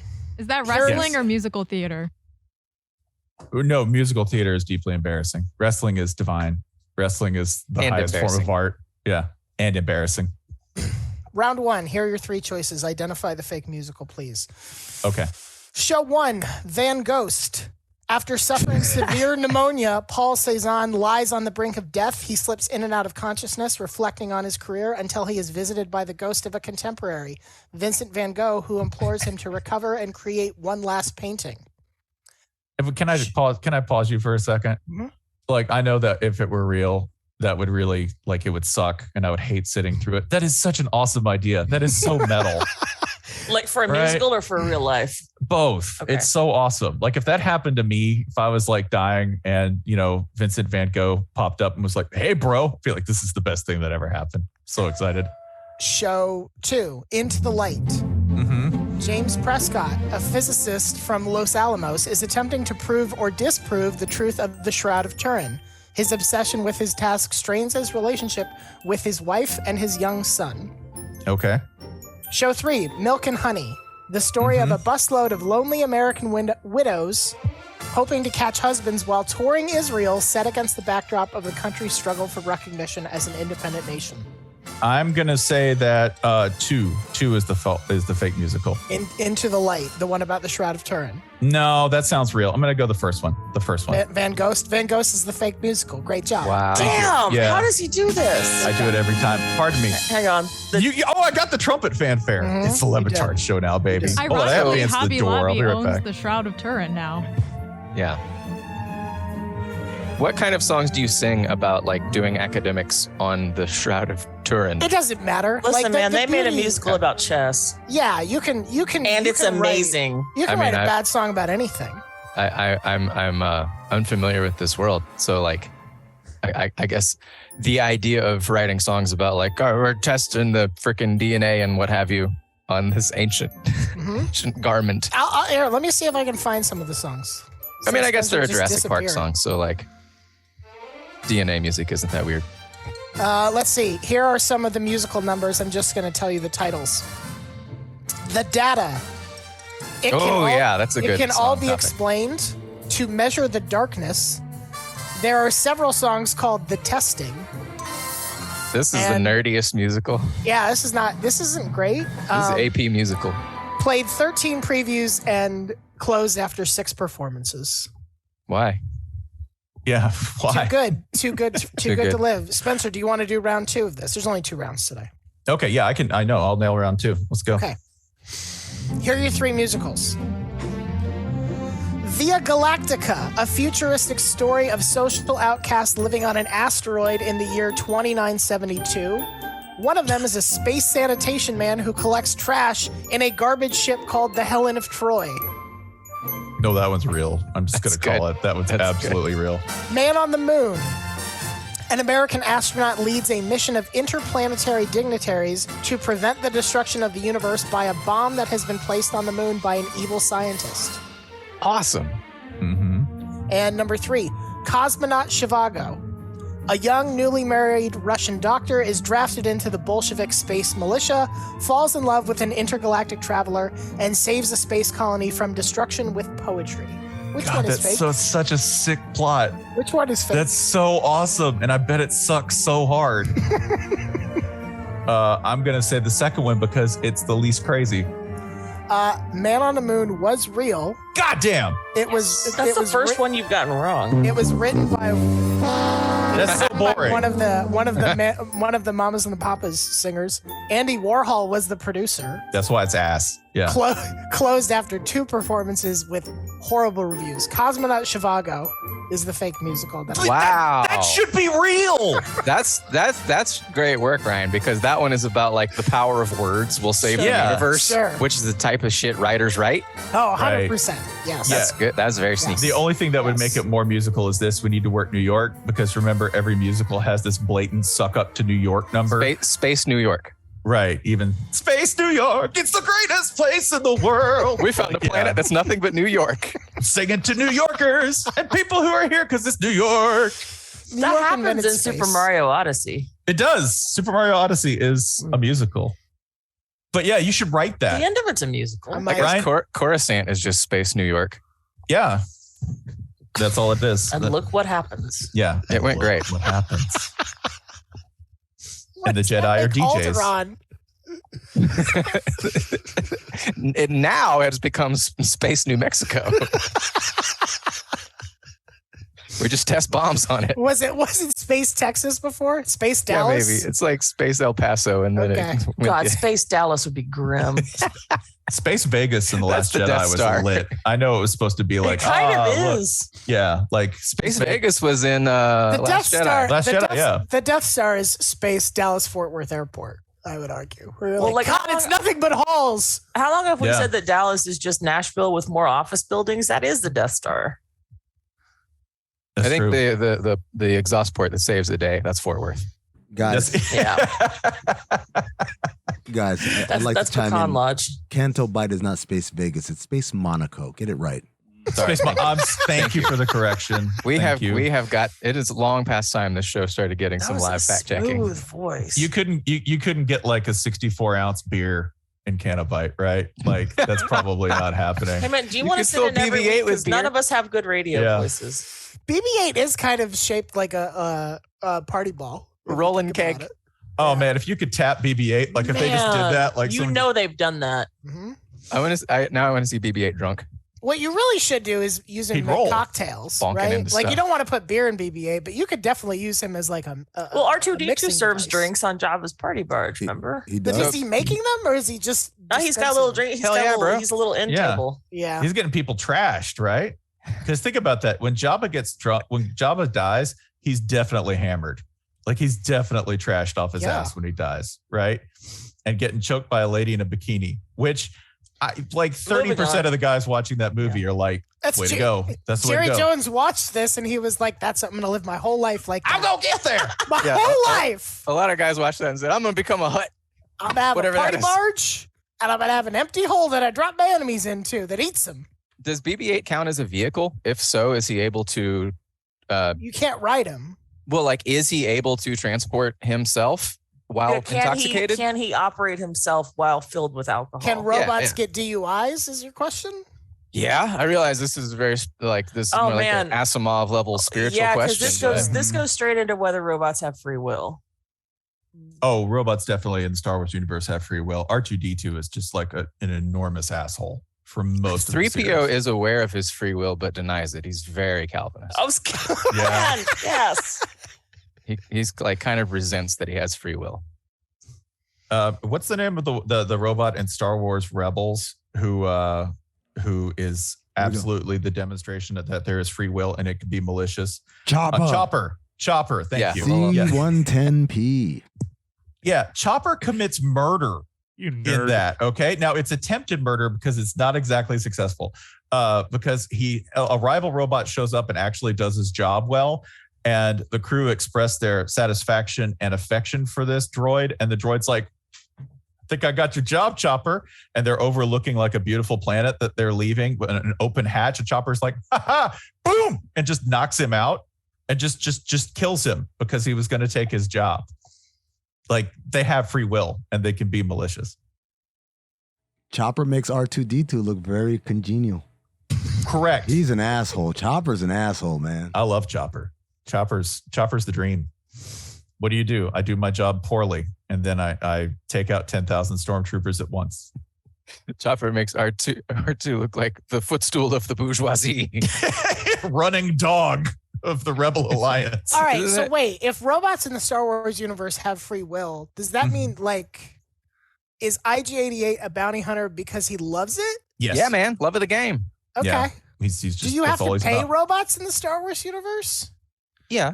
Yeah. IG-88 takes credits, man. Right, Remember? but like does 3PO have money? if he does, he's just an idiot with Where it. But does he's he like keep very it? aristocratic and feudal, like, you know, like paying him with like honor and dignity and shit. He likes Mhm. that. He thinks that's currency, you know? Yeah. What would he There are spend? some labor issues here I'm not comfortable with. Yeah, this well, like situation. the lady robot in Solo, right? Like Yeah. if her and 3PO were to have a debate, she would radicalize him in seconds. Sure. Yeah. I don't know about that.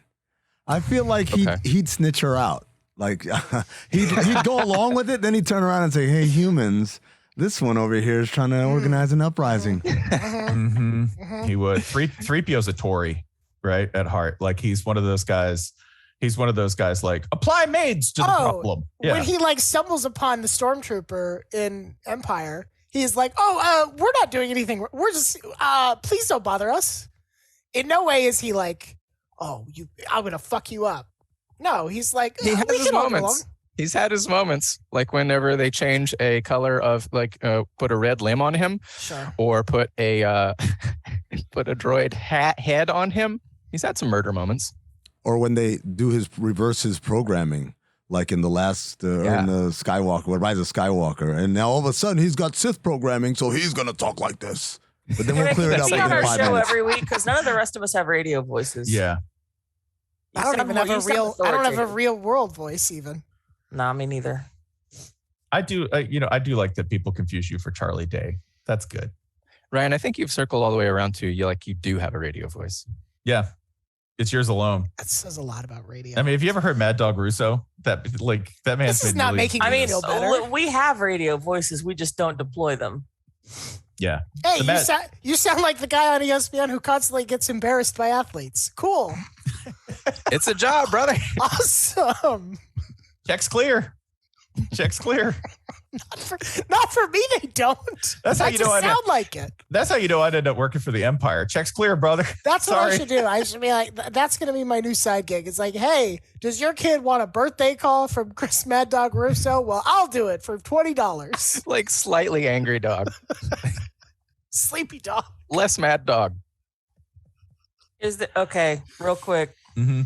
Media personalities you would give to whose birthday calls you would give to a child whose parents you don't like. Francesa number one with a bullet. Who am I calling? Yeah. Who is this? How old? Does it really work? Does it work without the dichotomy though? Does he work as a solo act? Katie, happy 8th birthday. Ryan's doing the face too. Yeah. It's good. Chugging a Diet Coke the whole time. They should. I think they should trade Aaron Judge. I would send Pablo Torre because children need to know that there are going to be people out there who always are going to be smarter than them. You look at the Jets. Did you say who's the Chad Pennington for this time and age? They don't have one. Katie, I think that's the problem. That's the problem, Katie. It starts with a Chad Pennington. You either have him or you don't. I'd get Ray Hudson. I'd get Ray Hudson to call a kid because that'd be terrifying, right? Messi! Just into the phone. Genius! El Mago! Well, let's go all the way and get Mike Breen then. Bang! By the way, Mike Francesa is a reminder that, like, when you figure out what people actually like regionally, it always embarrasses the place. I had no idea who Mike Francesa was until I was like 35. And then I realized until that profile came, until the New that Yorker profile. piece Oh came God, out. we will get to that. Just read the whole thing aloud like a bedtime story. I will read that because we need to discuss that at all times, every day. The best profile that the New Yorker ever put out, and the only one I think is relevant to any sports talk radio, is the profile of Mad Dog and Francesa that they did, detailing their relationship. In particular, the two of them watching The Horse Whisperer, the Robert Redford film. Like together in a hotel room. Yes, watching it together in a hotel room. I will get to that once I look it up here on my phone. But I watched that and I was like, oh yeah, New York ain't shit. Like it's just a place. If this is what y'all are listening to all day, if this man makes money doing things, I was like, we have this guy too. He could read the phone book as well on air. And listen to some guy from Queens just go like, yeah, I don't know. Brandon Jacobs is the greatest running back I've ever. Okay, I'll talk to you later. That's it. You're describing like the reverse of like someone from DC discovering Paul Feinbaum is a big deal. Correct. Man. Correct. Which Feinbaum is a big deal. I'd have Jeff Van Gundy call a kid SEC for their Network. birthday because it'd just be like, hey. SEC Network honk, Spencer SEC Network Hall honk. says Paul Feinbaum is a big deal. Can you make money? Can you make as much money as that man has made saying 32 words an hour? This is what Can't he make does. as much money as that man has made Feinbaum opens in any way. Feinbaum opens the mic and goes, "We've got the captain from Jackson, captain." And then dude talks for clocked out 7 the minutes, hour. and Feinbaum, yeah, and that's the top of the hour. It's not an accident that he looks like the saw puppet with the mask off.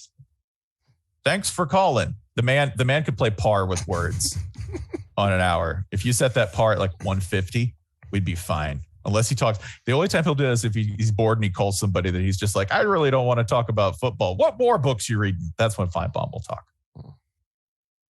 What war books are we reading, guys? I am, look up your war books. I'm going to read this. That is from a New Yorker profile called The Boys. Read the part about the horse. I am reading that. I It's am by- confident we have read this on the show at least twice. I don't Not on care. this I'm going show. to read it again. We haven't read it on this Not show. on this show. Okay. It's new to No, them. it's new to everyone here. Okay. And it's by Nick Baumgarten, who is the greatest profile writer of all time because he had this idea. And in addition, he caught this moment between the two of them when they are having a rare moment of togetherness. The joke is that the two of them actually they're not real friends, right? They don't like hang a lot. Like us. Exactly, like us. So let me get to this. I will find it. I am definitely killing time here while I scroll and find the right line. I just found out that Mike radio. Francesa did a year at USF in Tampa before transferring back to New York. Oh, that's a musical. What the hell? If you went to college with Mike Francesa for 1 year in Tampa, please email me. I just want to Sound know. off in the comments. What the hell? What the hell was Mike Francesa doing in 1974? Gun Tampa? running. Founding the Tampa Bay Buccaneers. That's what it was. Yes. Do you think he thinks about Tampa like Rio? That's what like some people from the Northeast think about Tampa. They're like, God, it's like Rio de Janeiro down there. Ryan, you're a native. Yep. Just tits out all day in Tampa. Man, that's got just enough Hell yeah. alliteration in it to pass for a civic slogan. Right underneath it. That's tits out all day in Tampa. Toad. That's why Tampa's acrostic is toad. Tits out Right. all day. Spencer's still scrolling, so I'm going to tell about my favorite city civic sign. None of you are golfers, right? Silence Has on this anybody end. besides me ever been to Bandon Dunes? Has anybody been to Bandon in Oregon, where Bandon Dunes is? Famous golf course. No. All right, so are we familiar with Clippy, the little paperclip? Yeah. Oh, yeah. Of Microsoft Word of your okay. Love Clippy. So Bandon, Oregon is this town attached to Bandon Dunes, this beautiful, rolling, famous golf course by the sea. And in the dead ass middle of this small town, instead of like a welcome to Bandon, which you've seen, or sometimes when you're leaving a town, you'll see, we hope you enjoyed your stay, come back soon. In the dead ass middle of town, there's a banner across the main street of Bandon that just says, "We hope you are enjoying Bandon." And it's like Clippy was the mayor, and he just put up a little sign that's like, "It looks like you're enjoying our city. Would you like some help with that?" That And for feels some very, that feels very like hasty video game. Like we gotta add some flavor to. It feels like gotta add John some Boyce color. broke contain and just manifested himself into the civic architecture of a city on the opposite coast.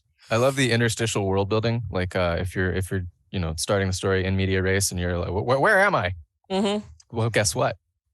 Yeah, guess what, buddy? It's you. So instead of you are now entering or you are now leaving, it's you are still here. That's All very right, grounding. It's very centering. Right? I have the passage. Mike and the Mad Dog are not friends, really. They hardly spend any time together outside the studio, beyond appearing at charity events and walking to the parking lot after the show. But on the air, they sound as though they were close enough to share gum. During exciting games, Francesa and Russo often talk on the phone. Francesa told me, with some exaggeration, that on the night of this year's triple overtime playoff thriller between the New Jersey Nets and the Detroit Pistons, Dog called me 42 times. Francesa and Russo have become so accustomed to talking to each other about sports that even when they are talking about something else, they sound as if they're discussing a faked punt or a quirk in the Yankees schedule. A few years ago, circumstances, Knicks Pacers, conference finals in Indy, Francesa's hotel room not ready, placed the two of them for an hour or so in a hotel room together. A rare occurrence. This really tells you like how far ago we're talking in time when you're like, yes, Knicks Pacers in the conference finals. Knicks Yes. in the playoffs. And a hotel room without electricity, right? That's how long ago this was. Also, I like that putting them in the same room is like caging dogs and cats together. It just shouldn't be done, right? Like we had them in the same cage. When they are on the road, they often stay in separate hotels. I always stay in the best hotel, Francesa told me. That is the most New York shit I have ever heard, that you would go out of your way to be like, I always stay in the best hotel. I know things. Prestige. I I got expect a steak guy. for every meal. Breakfast Every steak, meal. lunch steak. Sounds like something brunch. who's got a guy. Like I got a hotel guy. I wear a uniform and it indicates valor. Like that's the most New York shit ever. Anyway, Chris Carlin, their producer at the time, who now has a show of his own on WFAN, walked in to find them watching The Horse Whisperer. Carlin started to speak, but they shushed him. On the screen, Robert Redford was breaking up with Kristen Scott Thomas. When the scene was over, Russo said solemnly, Mikey, he had to do it. He had to do it. It was the right move, dog. Francesa replied, the right move. That happened in real life, and he got to write it down. That should have gotten a Pulitzer Prize. I have some breaking news here. Please. Are we all Is caught it up about Kristen on? Scott Thomas? I hope it is. Kind of. Are we all caught up on the mascot name fight in South Carolina? About Yes. them not using Sir Big Spur. Sir Big Spur. Spencer, do you want to explain this? Yes. So Sir Big Spur is or was the actual live mascot for An the South Carolina enormous Gamecocks. Sorry, Who, it's if you Sir remember, Big Spur, Order of the British Empire, please. Yeah. yeah, OBE. Yes, he and Ben Kingsley both And share Judi this Dench, honor. the same. Right? Yeah, that's been Thunderbirds Kingsley. Thank you. Excuse me. I did that for you. Yeah. So Sir Big Spur is the official live mascot. It is a threateningly large chicken. If you want to know, I mean, it is bigger than a chicken should be. And there is a serious debate over the chicken because the chicken, a lot of mascots, by the way, like they're not proper to the university. Somebody just has them and they bring them to games, like UGA for UGA, right? They're big asthmatic bulldog, right? Big obese asthmatic inbred bulldog that they bring to games does not belong to the university. This isn't actually the argument. The argument is about the name because I'm trying to get to the good part. Correct. Okay. We're skipping all this shit. So anyway, this is not the usual live mascot argument. This is the argument over whether or not they are allowed to use the name Sir Big Spur due to there's the family that owned the original rooster is beefing with the university. Anyway, the point that I'm trying to get to is that the state, South Carolina's finest college football newspaper, is suggesting new names, including Marco Pollo, Cluck Norris, and Cock Commander. Yeah. How is anything other than Cock Commander possibly going to win? That's a great You question. had me at 1 until 3 showed I up. mean, I'm sorry. I'm holding out for Marco Pollo. they should call him it's Spurrier. not going to win. No, because nobody in South Carolina is going to get the joke.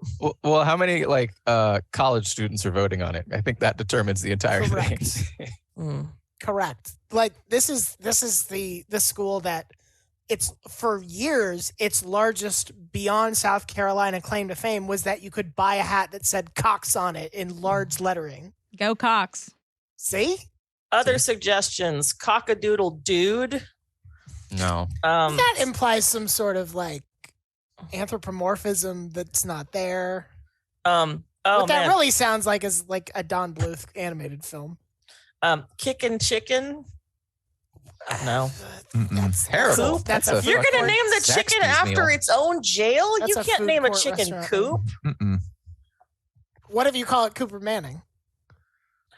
Hey now. There's some heritage. They should just call. I mean, they're not going to call it Spurrier, right? Like greatest coach in the history of the program. They're not Sir gonna Big do that. Spurrier.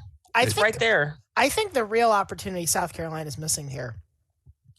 If you're gonna like the live mascot is not it has definitely declined in usage over the last, I don't know, what did we say, 30, 40 years? It used to be, Florida had an alligator at games and we're sort of down to, dogs, Ralphie, Bevo, Birds. Mike the Tiger. But I think if you have a bird, I think if you have a rooster specifically, the move is not, oh, here is our one live rooster. It's here are 100. Here are the 100 roosters we bring to games, and we let them roam free. And Swarm. and much like you can't do anything about the cowbells at Mississippi State because it's tradition. Just say it's tradition. It is tradition at South Carolina to let 250 live roosters loose in the stadium. That's the and city if the council. SEC finds Those are the us for Columbia aldermen. that's right. If the SEC finds us for it, that's discrimination. They're going to lose a star player when they trip over the chicken on the field and they tear their The ACL. chicken. That's South Carolina. 15 chickens. They're all going to get 85 salmonella chickens. poisoning. Yeah, but you could kill the chicken on site too, Yeah. which would satisfy a lot of people. Yep. Like I think that's what you need to make Miami your fans, you're stadium kind of with me distinctive. now, huh? Your stadium's not distinctive because you have one chicken. if you just have a shitload of them and they're totally ungovernable, like that's an atmosphere. I think you won them at the word ungovernable. Yes. What if we said every school has a live mascot budget? Like one tiger, what's that cost? Like $500? I don't know. I've never priced a tiger. Probably a lot more than $500. But Probably however much much more. In Louisiana, probably not much more. But however much Mike the Tiger would cost on the open market, that is how many dollars worth of chickens you get to fill your stadium with. Okay, so he's our market cap. Okay. Hang on. You can do anything, by the way, For to the make second time this week, I'm Googling cheap live meat near me. You can do anything you want in that stadium and they'll still show up. CheapElkmeat.com is available, by the way. Tiger. Cheap tiger. Cheap See if you can tigers find near me. Ryan. Your assignment is find a tiger on live eBay. tiger. Anybody now. remember at one point a couple years ago, we did an episode that was devoted entirely to states where you don't have to file paperwork to own a tiger? Okay, here we go. Baby tigers for sale online, $1,500. Ooh. Okay. So Why am I live- getting calls? How did you $1,500? That's what it says. Live roosters Details for on their sale. meal and how to train them. It's weird that you can just click Add to cart. Yeah. Yeah. Are you How on much are they exoticwildcats.com? How much is a We're gonna rooster? ship it to you. You can buy a lion? What? No. Wow, a No. chicken. It says according lion to the for sale. according to the internet, a chicken is $2. So there you go, 750 roosters That's perfect. That's roaming perfect. the sidelines. That's perfect. Chickens Wait a are free in second. Miami, I think. I don't think this website is real. I hope it's not real. Lions are social, so would stay with the Jank Vapes Dole Whip family for life. Okay. But tigers are not. What about this seems wrong to you? Yeah. I This really sounds like want the a Dole internet to Whip me. now. What about I mean, yeah, there's a About little SEO us. action going on there, but it's real. We deliver see. to your doorstep. Oh, don't do that, please. No, Garage. no. Please, backyard or garage. I do not want the doorstep. Actually, line. Chris Whittingham, what's your address? Real quick. Yeah. Just give it out on the air. Would yeah, you rather? please. Would it's you, fine. Chris, It's would fine. you We rather read us send Spencer's you? phone number all the time. Would you Yeah. rather us send you a live tiger or 250 live chickens? The chickens. I'll take the chickens. All right. You can send them to All the right. Clevelander, 1020 We have South Black Ocean Drive. Panthers. Okay. Here's, Chris, here's where you No. fucked up. It's hard. Like, I don't think we actually could send you a live tiger, but we can send you live chickens. We can do that. Counter offer. All right. The best price I'm seeing for 1,000 worms is $14. Okay. So that would be what? I don't have the math in front of me. Like 1 million worms or a tiger. Which do you want? Where are we going to keep them? What's In the stadium. What's Just the on the field? Yeah, but they're gonna. That's grass. They there's love no that. pageantry there. There's still a pageantry. I think that's the primary concern. What do you want to teach them how to Absolutely. play trumpets? If possible. Okay. I In all should. seriousness, if there are people that you don't like out there, you can order snake food and have hundreds of frozen dead mice delivered pretty much anywhere, and it's not expensive. It's true. It's true. Reptile people have an amazing Amazon wish list. Like if you really want to peruse stuff. Like literal reptile people. Their Like, Instagram ads must be fucking bonkers. Yeah, Instagram just is like, I don't know. It's all I hot. don't know, man. Who searches for heat lamps and live mice? Are all you a day long. snake? Are you a Didn't I send you a block of frozen mice for your birthday one year? You tried to, yeah. It went to the wrong address, meaning you sent a block of frozen mice to a total stranger. Sorry. Probably Which changed is- their life? Probably that total stranger, a boa constrictor who lived at my old address. Oh my god, my boss! They probably got this. And they're like, my boss knows I'm embezzling. I have to stop. I have to stop. He's gonna feed me to his snake. And now that person is not embezzling anymore. So you changed That somebody's person life for had the better. most confusing goddamn day. They opened up this weird dry ice box, and in it there are a bunch of dead mice, and they're like, "So that's how my day's starting." I don't know who Spencer Hall is, but he fucked up. He messed something up. I thought you needed a birthday treat. Like, what do you even do at that point? You don't call somebody and be like, yeah, this got misdelivered Oh, I definitely, I you just gotta definitely chalk did not up a- follow up. as an L and move on, right? No, I investigate because I have bad you ideas. investigate. You want to Yeah, know who I wanna know. Oh, Jesus. I will Yeah, know. man. And that's Don't- why I'm the guy who ends up dead in the first act of a Coen Brothers movie. I found some money. Surely this will be fine. I will keep it. I will keep it. Don't cry because it's over, man. Smile because it happened. I wanted to share Roger Sherman's tweet because if you don't know Roger Sherman, he's a former coworker of ours who writes about college football for a website. And he's currently in Ireland for Nebraska Northwestern. Oh, no. We got to stop doing this to Roger. No, Roger needs to travel because he likes going places. Let's talk about the last time we sent Roger abroad. Roger has very little ability to navigate simple navigational situations. Y'all know that dude on Indiana Jones who got lost in his own museum? What's his name? Marcus? Yeah. Okay, that's Roger. Yeah, exactly. In like 30 years, that's Roger, if he lives that long. Roger shows up to anywhere in the world and is like, oh, that's neat. Wow, they got this. Like, he is the idiot abroad at all times. And but he's like the anti-ugly American because he's genuinely like, that's awesome. He's very happy. So but what has he found in Ireland? So in Ireland, the worst thing I've seen in Ireland so far is Nebraska beat writers. He's found out that people learning to drive in Ireland have to put a big red N sticker on the back of their car for novice. Mm-hmm. For 2 years. You have to do this for 2 years. Yes. You have to do this for 2 years. And it looks exactly like the Nebraska N. Like, for real, it looks like I'm showing. You can't see it. It's on. There we go. Hopefully. In Florida, when you get a driver's license, they're like, as long as you have a fake ID, also here's an unregistered firearm to go with it. Just as a thank you. Yeah. A machete under the seat. The real Florida like thing of having the massive knife under the seat. But Ireland's all like, we're going to scarlet letter your car for 2 years. So they know you're an idiot. Your car has committed adultery. As opposed to America where they're like, you're an idiot. We need to conceal this at all times. Give you the same license, same thing. Covert idiots all over the place. No, in Ireland, they're like, yeah, you're dumb. Here, just take it. So they've put these stickers all over the place. So now, and then when Nebraska takes the field, it's going to look like they're novice football players, which thank you for properly labeling the Cornhuskers. Last Ireland. Someone finally did it. The term we prefer is amateurs. Amateur. That's right. Amateurs. They're called student athletes. That's right. So yeah, there have been stories of Nebraska fans walking around like, oh, look at us. We've already taken the place over. And we could just let them think that. They had a bad time last year. So on the topic of Ireland, this is a little sensitive, but I think we should just like address it right now. All right. Yeah, let's get into it.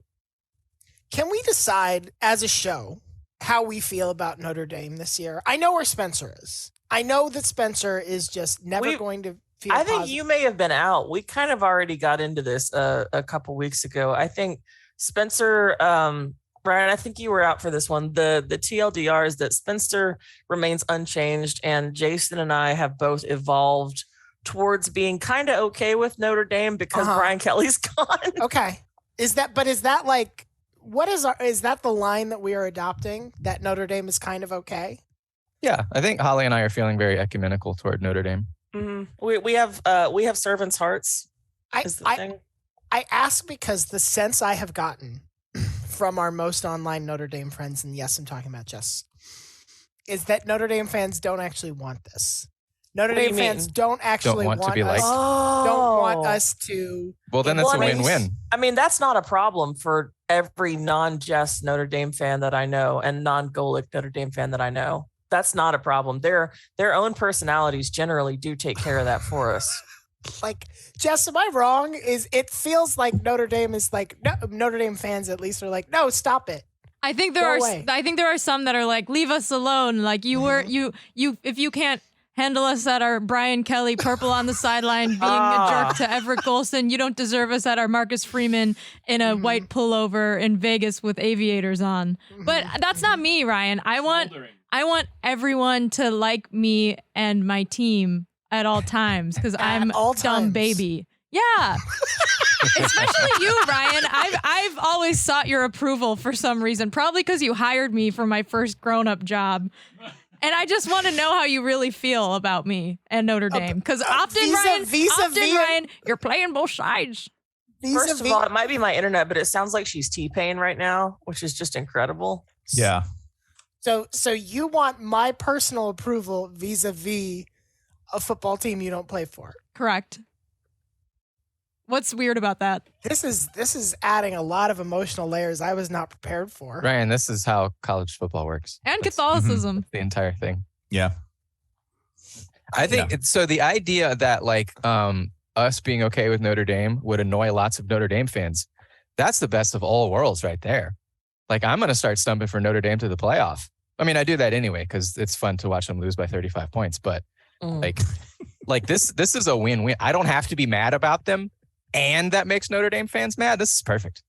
Jason is the guy urging his friend up at the tough man competition against the pro boxer. Get in there. Yeah. It'll be fun. You can do it.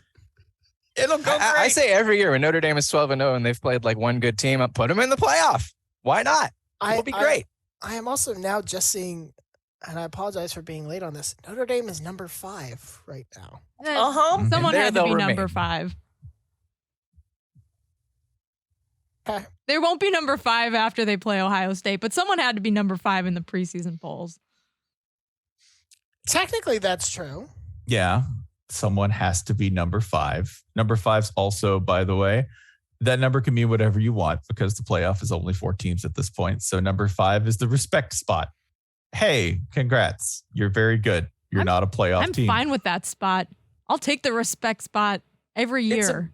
It's actually a beautiful slot there because you are acknowledged as being among the elite in college football, but you can mine maximum disrespect from being just outside of the playoff. Okay, so right now, as we're recording this, Notre Dame is 5th in the rankings. USC is 14th. That's the last game of the season for the Irish. Which ranking will be most ridiculous in retrospect by the time that game comes around? The 5 or the 14? Who is USC playing out of conference this season? This one. Let's look. I should know this. Rice, Fresno State, and Notre Dame are there. Oh, they're God. out of conference. So they don't have Fresno State. Like can be a scrappy team. Yeah, that's Rice true. is not. Well, I don't know. I mean, we had Petro Papadakis on recently, and he lives in LA and played for SC, and he was pretty down on their team skill level because he's like, just because they got Lincoln Riley this year, they still don't really have like good dudes. It is very USC right now is very much a like the first time you're like, I'm gonna draft my own team in Madden, and it's like, oh, I got like 5 awesome wide receivers, and I don't have any guards, none. I can't even fill that role. One of the wide receivers has to play guard, as it turns out. It might work. They're losing that game against Fresno State. Why? Jake Haener, baby. Jake Haener is a god. Jake Haener is if a he god. can keep all his internal organs inside his body for 4 quarters. Yeah. Jake Haener 2021 People's Heisman, Jake Haener. Yeah. Jake Haener sells every sack like he's just been shot. And usually it's like, and then he gets up and throws a TD. He is like the best drama you can watch in college football is watching Jake Haener play quarterback, particularly if it's like 11:30 and he's down 21 to Nevada and they've got 7 minutes left. Fresno State has one of the weirdest stretches of road games I think I've seen in a minute. They play at USC on September 17th. Mm-hmm. 2 weeks later, they go to UConn. What? And then the next week they go to Boise State. Fuck. Yuck. They're just delivering drugs. Like if you go to the middle of Connecticut and Boise in the same month, all you're doing is moving. What drugs? Precursor. They're from Fresno. All of them. Yeah. Yeah. It's like drugs Gatlinburg. That's all you're doing. It's the most profitable football program in America. Don't look at the books. Ryan, I think in terms of Notre Dame or USC, the 2 teams I feel least inclined to predict in any way this year, probably USC and Colorado State, teams that are just import roster. They just like control C, control V roster. And like, I don't know how that goes. Could be great. Could be fine. But yeah, if USC finished 14th, it wouldn't feel like a surprise. So the sentence coming out of my mouth is the one that Jessica wants to hear, which is USC is really going to drag down Notre Dame's strength of schedule. That's what we're saying. I'm fine with that. It's happened. Yeah. It's happened a lot the last 10 years. I'm fine with it. The one I'm not fine with, Navy. Get Navy out of here. No more Navy. just in general. But that's not Wow. not a What game about that has Oceans? been You're that getting rid tricky. of Oceans like, too? like that hasn't been that tricky for Notre Dame in recent years. How will we defend our seas without a navy? C's D's. I don't know, Ryan. It kind of has. I think there was.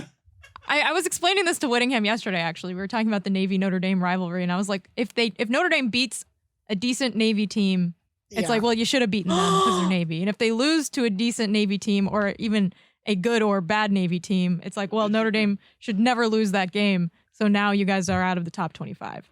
But it's about like patriotism and tradition and stuff. And is, don't those things have, no, those things don't have value. Sorry. Notre Dame is 9-1 against Navy in the last 10 games that they've played. And the last 3 games Notre Dame's won by 22, 32, and 28. But the emotional toll, Ryan, and the injury toll. It is true. They dive sideways at your knees for 4 quarters. Come on.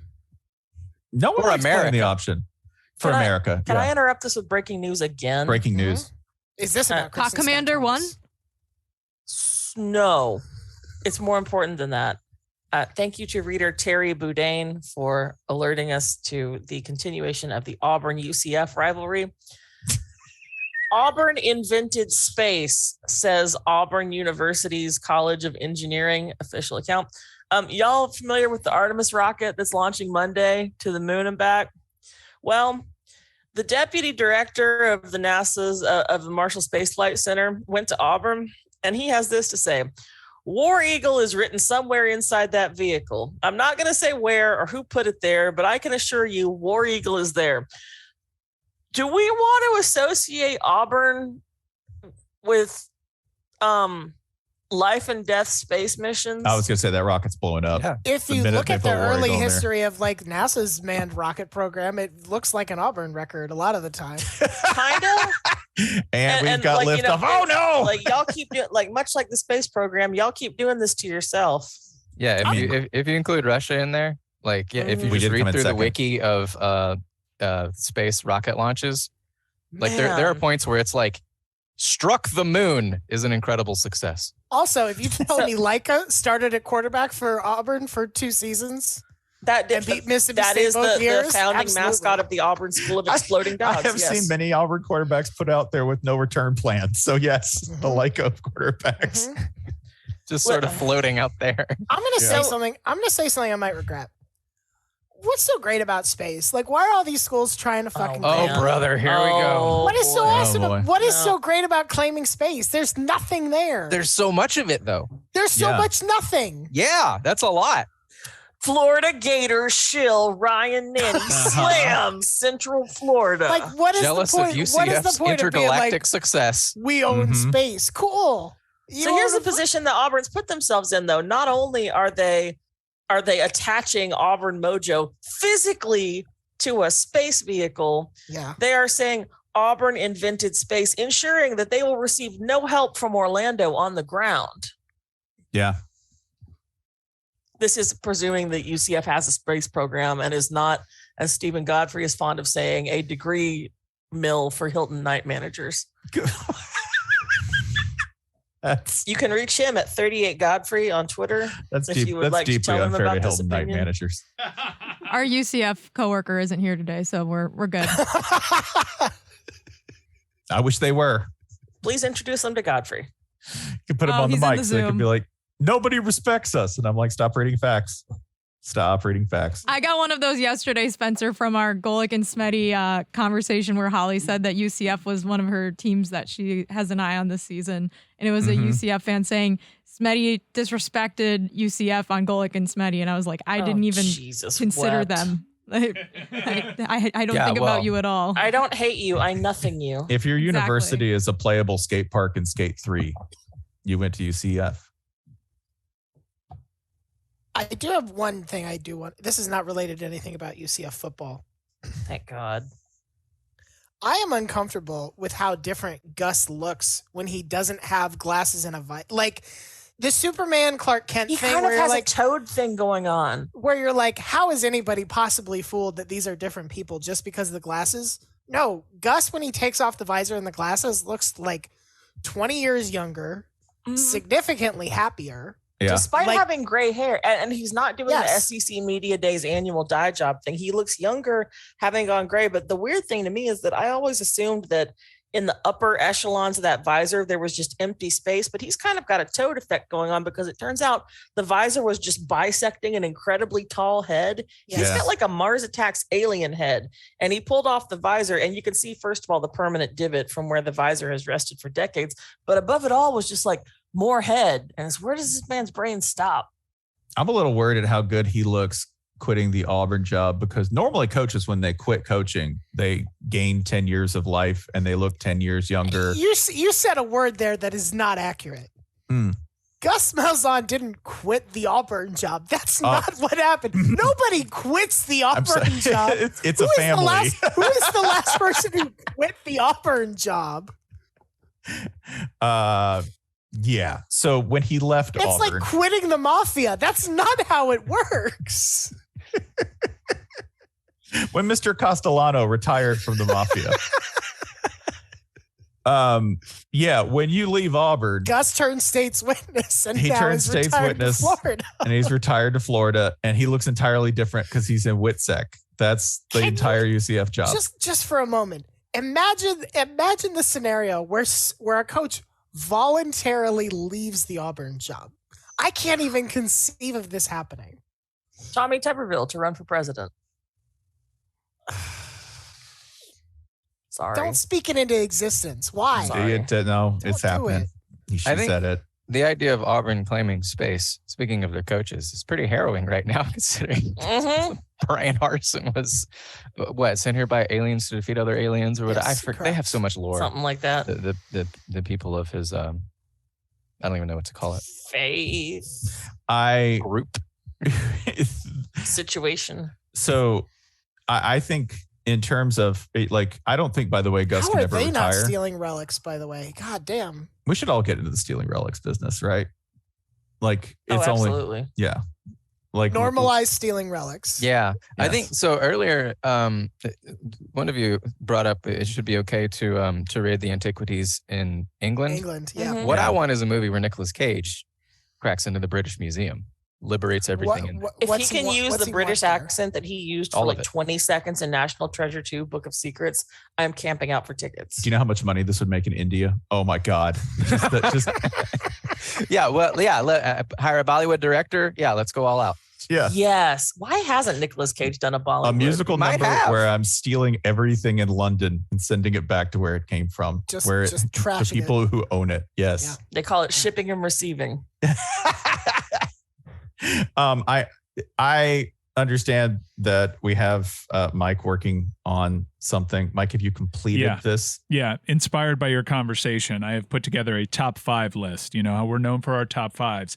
Top 5 college coaches that look divorced.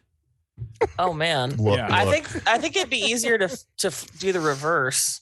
That don't look. I like that he's shooting for the moon here. Let's go. This could also be known as top 5 list of college coaches that are divorced. Yeah. but- I actually think everybody on this list is divorced. I mean, okay. This could just be 5 coaches. Yeah. Yeah. I mean, are we guessing this Family Feud style, or are you going to read them off? We begin with the OLI, outside looking in. Chip Kelly and all the Stoops. Every single last one of the Stoops. Yeah. Stoops Every single Bob, Mike. I think Mike Stoops looks like he wants to get divorced, but won't pull the trigger. Just absolutely won't do it. Mark Stoops, though, looks like pulled the trigger years ago. Don't regret it. My house has 2 lawn chairs and a PlayStation. I'm happy as a clam. Rape my room, fellas. Yeah. That is a walking male living space. Have you seen how that Reddit community has become like this weirdly nurturing space lately? Oh, male living spaces did a total U-turn. I checked it the other day, and the top 10 posts are all like, "Hey King, your living room looks great." They've all figured out how to actually decorate rooms together. It's kind of heartwarming. Number 5, Gus Malzahn. Yeah, I can see that. But he looks like it was. Listen, no disrespect to Christy, his lovely wife, but he looks like he got that good divorce. Like he got out of a bad situation, and he did. It was just professional. Yeah.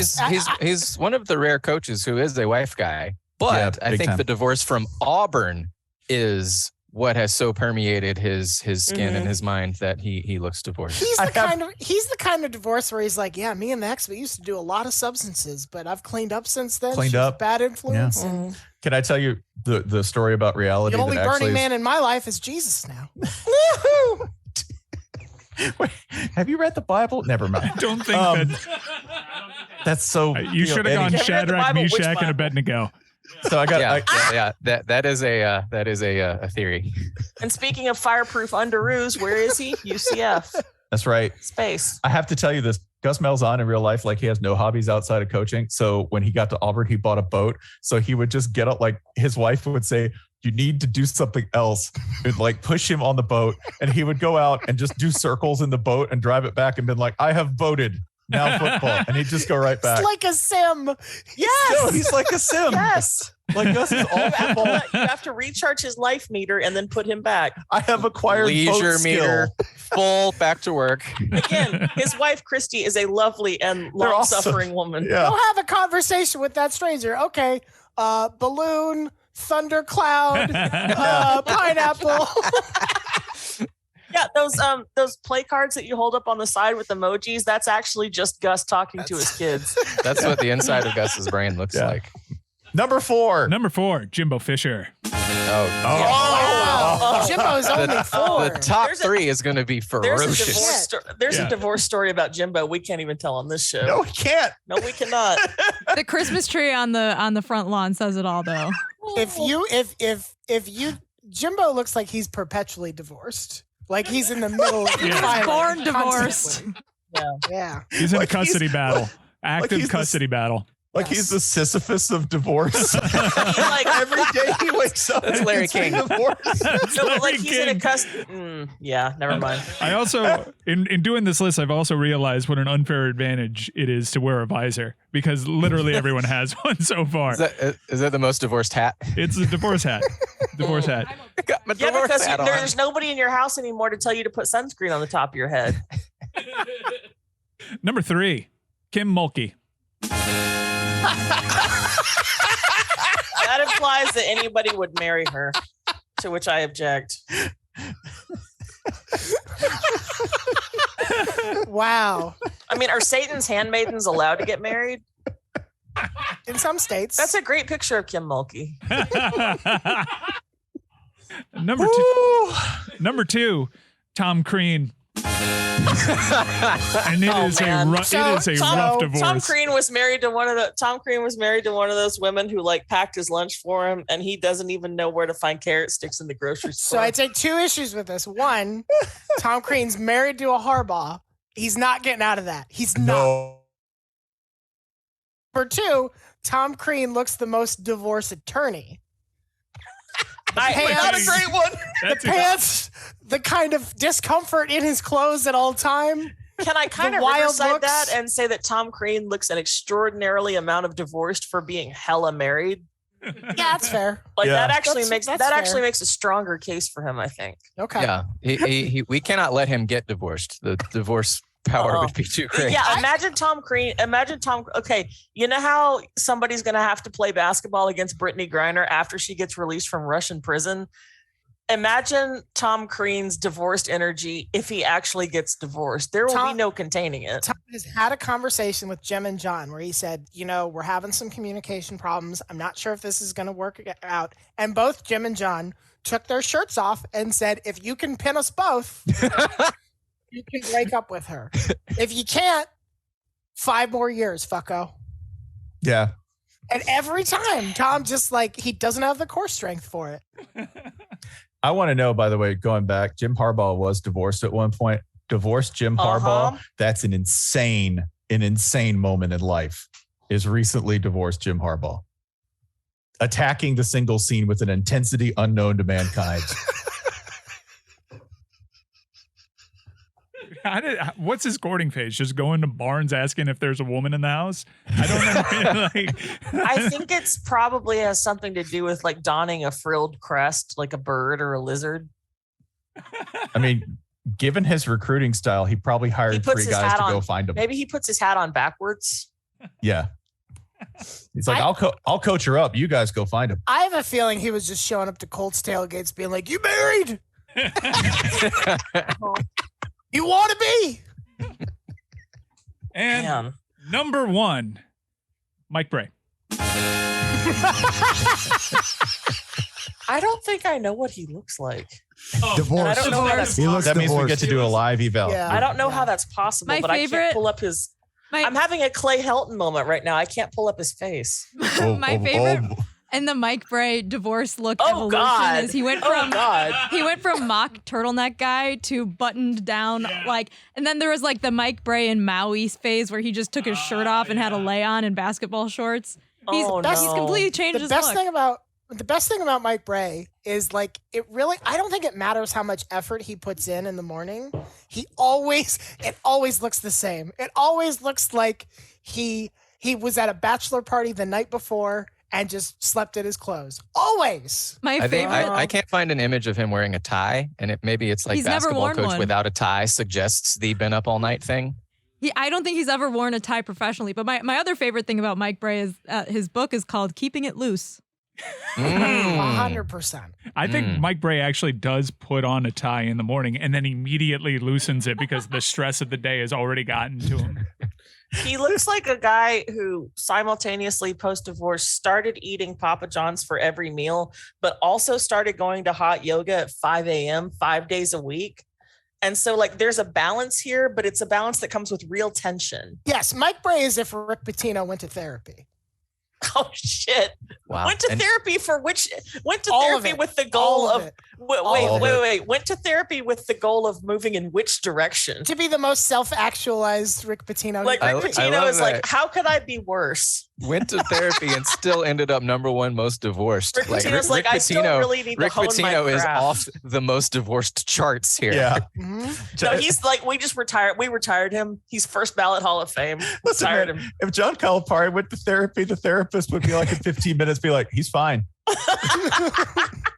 I have He's nothing to fine, teach and now this I'm man. rich somehow. Yeah, no. I'm My- suspiciously wealthy. The most divorced thing about Mike Bray, I'm on his Wikipedia page right now. 0 personal life section. Nothing. Wow. Zip. I love goals. Does not exist. Basketball Fantastic. coaches make the big mistake of wearing suits. See, football coaches have an advantage over them because their lifestyle is appalling and their choices are bad and the overall welfare scale for them is very low. So they pretty much dress to match.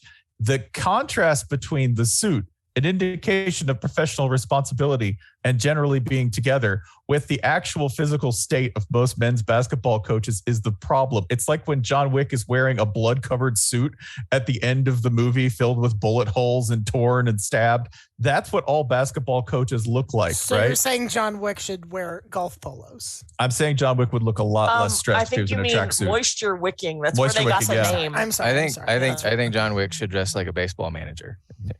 Oh, with high exactly socks. the same as Yes. his players. High The o- socks. So the only absence from this list that I will note, because I think it's the most obvious one, is Dana Holgerson. Yeah.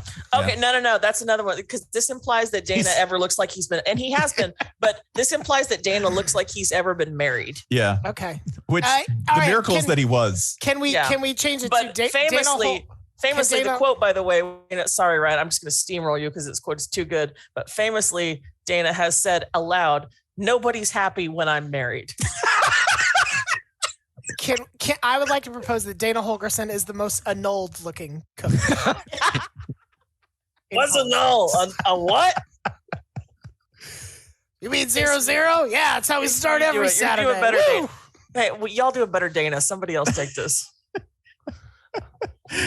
Annulled. Annulled. Dana is the most feral looking coach. If you wanted to know, like which one, He's the most feral coach. Okay, so Mike, It's not. There ain't no looking in it. Who is the least divorced looking coach Mark in, Richt. in college sports? We've been Mark kicking that Richt. one around. Rick's a good one. I think Marcus Um, Freeman looks extremely married. Really? He doesn't look divorced at all to me, but it's also Um, because he's never been Ken married. Niumatalolo makes a I know strong case. Marcus Freeman is very married. He has multiple children, but he also looks like a bachelor. I mean, you don't have to be that married to have that many kids. Lincoln Riley gives off big married pastor vibes. So I'm going to say Lincoln Riley. I'm going to say Mike Riley. I'm going Yeah. with Ken Niumatalolo. Mike Riley Yeah. is the most married Riley. But The also most. a rare case of someone that wears a visor occasionally that looks married. Andy Reid. Andy Reid yeah. is super Oh, married. Yeah, I'm jealous of how good his marriage is. That's a 50-year marriage looking guy. Yeah. Uh-huh. Dave Aranda. Yeah. Yeah, Dave Aranda is awfully married. Matt Campbell somehow looks pre-divorced, and I can't really explain that, but I feel like you guys know what I'm getting at. He's shopping for a lawyer. He's No, I mean he looks like I think he Matt looks like Campbell he looks signed more- he looks like he signed a post-nup before he signed a prenup somehow. I think Matt Campbell looks more long Like, engagement. He's like really long, where it's like, you guys have been engaged for like 7 years, and he's like, yeah, we're just waiting. I'm really leveling off of. He looks like this is. I'm trying to compare him to Mike Gundy, who looks like what I'm going to call quantum divorced. Paul Christ is the least divorced looking coach. Oh yeah, that Paul man. Christ. That man looks like he's like, she's Yeah. got a plate waiting for me at home. I'm gonna be home by 6. I think. Ooh, you know who It- has immense married pastor energy along with Lincoln Riley is Neil Brown. Yeah. I think paradoxically, Bill Belichick looks very non-divorced because that would require like leaving the football facility to fill out a piece of paperwork. It would require like being aware that he is married. Well, plus, when you see him in a sailing magazine, it's like, oh man, look at this dude. Yeah. He's got it together. Bill Belichick in the Vineyard Vines is I do appreciate off that, the charts married. Bill Belichick, when he shows up to the job where he is best known, makes the most money, and is getting the most attention, he's just like, fuck you, I'll wear whatever I want. But when it's like, Hamptons magazine time, buddy, the fits are coming out. when it's time to look like you know what croquet is. Yeah. That's right. Yeah. That's All the right. man who went to Exeter. All right, heat check me here. True or false? James Franklin does not look divorced, but has an extremely divorced personality. Yeah, and that kind of like occasionally he's like Sounds you hit a he sensitive sounds spot. divorced. Yeah. Like occasionally you hit a nerve. Told you not to bring that up again, Sheila. Yeah. Yeah. Also bad time management skills. Mhm. So yeah. Mm-hmm. Is that what divorce is? Kind of when you think about it. Yeah. Hope you don't find out. Is that what marriage is? Good time. The time you spent, management. it's when you accidentally schedule the time that you spend with your lovers with the time you're supposed to spend with your spouse. That's bad time management. Sure. Right. Sure. That's too many men on the field. Antonio Antonio Conte, by the way, if this is my EPL shout out, Antonio Conte, he looks neither married nor divorced. I have said for years that he looks like the priest in a soap opera who is in love with a married woman. That is it. If you look, please Google a photo of Antonio Conte. You will see he looks like the guy who is like, Bella, I cannot. That's Bob For my Diaco. only love is the Lord That's and Bob the church Diaco itself. as well. Bob, I want that story, but I want Bob Huggins in that role. Like doing the accent and everything. just hitting the butt. Oh, I can't do it, sister. Miss Scoozy. While wearing a tracksuit. All right, please, somebody release me from my anguish and do Dana speaking Italian. Come on, Ryan. Absolutely. It's just Brad Pitt Yeah, and that's just Inglorious yeah. Bastards. No, It's- never mind. Yeah. Buongiorno. All right. Grazie. Garlami. Casino. That's all it is. That's all it is. Anyone who says, by I the bet way, he speaks flawless Italian. I bet Dana speaks like 17 languages of asking where to buy cigarettes flawlessly and no other words. Cigaretto. Unfiltered O. Duty free Marlboro. Marlboro, that's Italian, right? Sure. Marlboro. Shungan Sinar. Jesus. God, we got to bring back the Mirage Bowl so we can send her to Japan. The Mirage Bowl, where Barry Sanders won the Heisman. That's Konnichiwa. yeah, like Barry Sanders, in addition to like running for more yards than any human being Wait, on can the you planet. still smoke indoors in Japan? Dana might love it there. Oh, I bet. Listen, you cannot, but I bet there's multiple places in China where he can fire up indoors. I guarantee you. Oh my God! This is I've seen the future. It's all laid out before me. Dana and Tillman are just going to take this baby Macau. worldwide. They're just going Yeah. to Macau. That's where they're going, baby. That's a musical. Dana Holgerson Goes to Macau, the musical. I will actually attend that in theater. I'll be like, I found my claim ticket, but I lost myself. Scruff Pacific. That's what we're calling it. I'm plowed in Macau off 24 beers. Yeah. This is, by the way, like Dana, to his credit, is like shockingly organized as a coach. Like he runs, he's functional to the degree he has to be. Like runs everything like clockwork. He's also, I think, hope for everybody who says that you have to sleep 3 hours a night in order to be a successful professional. Right? Because he's like, 3? Oh, brother, no way. We're not getting to the office till 9. What is it, my birthday? The dream, man. The absolute dream. And in demand. That's the best part. That man, go look, never been fired. Hasn't been fired. Who among us can say that? I like he shows up in Houston and like usually the coach does the things, we're going to win the right way. We're going to do the academics. We're going to install the culture. We're going to blah, blah, blah, blah, blah. Hogo in his introductory speech at Houston said, we're going to win some games. That's it. That's the sales pitch. Yes. And then in year 1, made sure that practice did not intersect with what? The Houston Rodeo. That is correct. The biggest party in Houston in the spring, the rodeo, made sure that practice did not overlap that. That and telling all his players, hey, we're taking this year off. we're going to actually try in like 3 years. Self-care. That's like, can you imagine? Not for COVID reasons, to be clear. No. Just like, we'll come back when we're good at football. That'd be great. Just, listen, we're gonna come back when we're good at the full cast, y'all. That's a form of emotional intelligence. Sim season can be embraced in many forms. Jessica, I dare ask, you said low about an hour and a half ago, you had topics. Have we hit I thought we were doing 40 minutes. Of course we haven't. Have we hit any of those? Let's also note that we had a list of topics. She said something about Catholic month, and we've definitely talked about We haven't Catholic even did that. gotten a lot about the tank biathlon. What is Catholic month? We were saying, so Amin hosts a podcast called Cinephobe where he... What's Cinephobe? Yeah, what's Cinephobe? Cinephobe is a podcast where Zach Harper and I watch movies that are poorly rated on Rotten Tomatoes and try to ascertain whether they are accurately poorly rated or maybe they didn't get a fair shake. That Cinephobe is produced by Anthony Mays. You get it wherever you get podcasts as part of the LeBatard and Friends Network. This month, Denzel month, we wrap it up with Juju Gotti, special guest. We did Man on Fire starring Denzel Washington and Christopher Walken. Take it away. So I would argue Cinephobe is actually a video podcast where you watch Zach make increasingly frustrated and confusing hand gestures. He does. And by the way, he has this thing where he complains that I don't promote the podcast enough on this show. And I'm like, what are you talking about? Because he made this cockamamie promise that if we don't get 5,000 reviews, cockamamie, 5,000 that's a reviews. good name for Big Sir Spur. Oh, yeah. Only if it turns out that it actually is a hen. Oh, yeah. Okay. Ruminate on that one. So let's go give Cinephobe a review, and I want to pick like a gaslighting thing, like leave a 5-star review, but ask why one of Zach's hands is noticeably larger than the other. And let's see if we can make him believe that to be true. I need that to happen. I need just keep asking questions of that nature. We need 5,000 reviews on Apple Podcasts and 5,000 on Spotify, apparently, because Zach is a moron.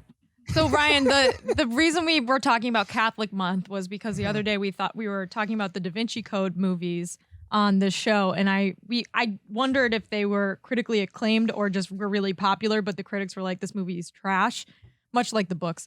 And so I said Da Vinci Code might be a good Cinephobe movie for Catholic month, and then we were trying to think of other bad Catholic movies. Hudson Hawk is Boondock Saints.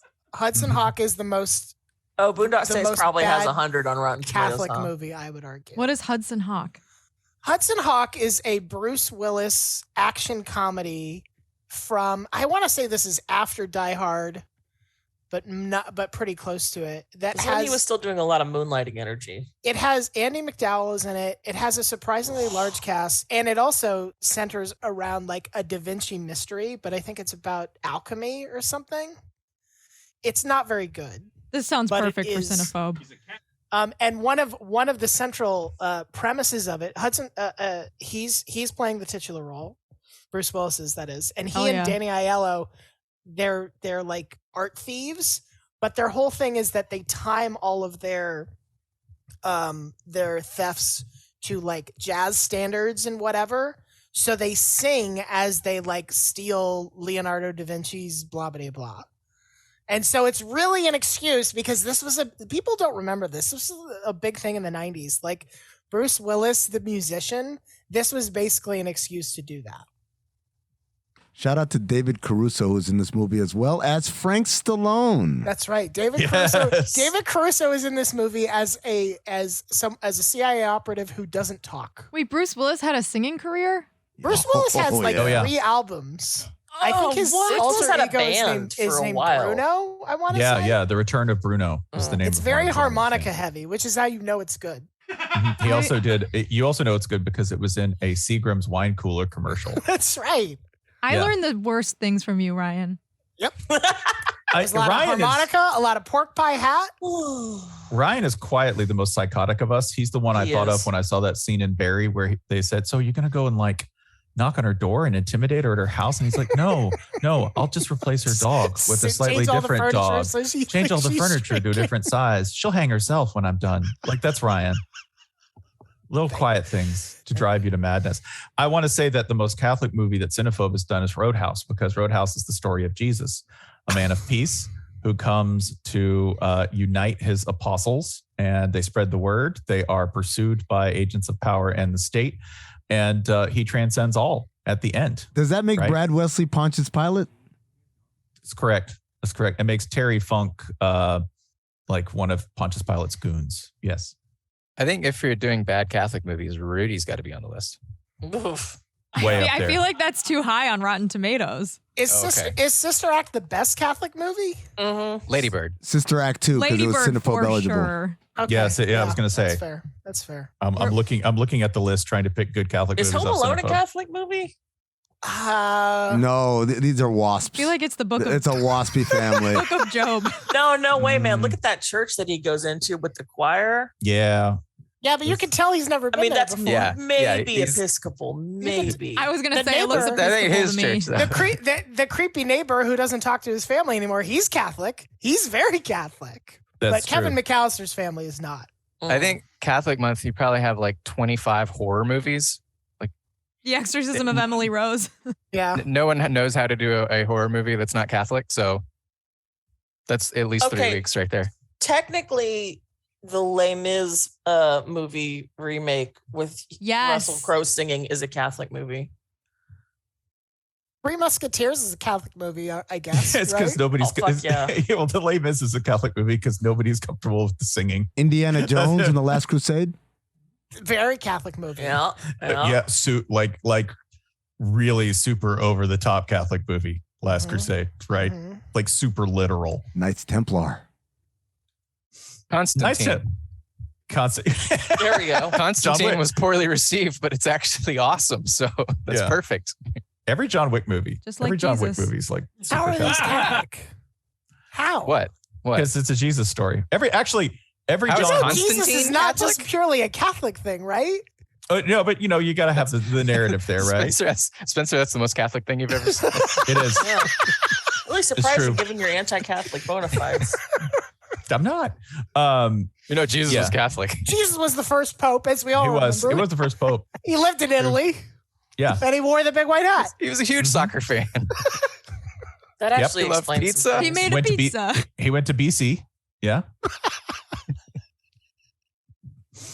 Yeah, that and every John Woo movie. So yeah. Yeah, they got dubs. Mm-hmm. They got slow-mo.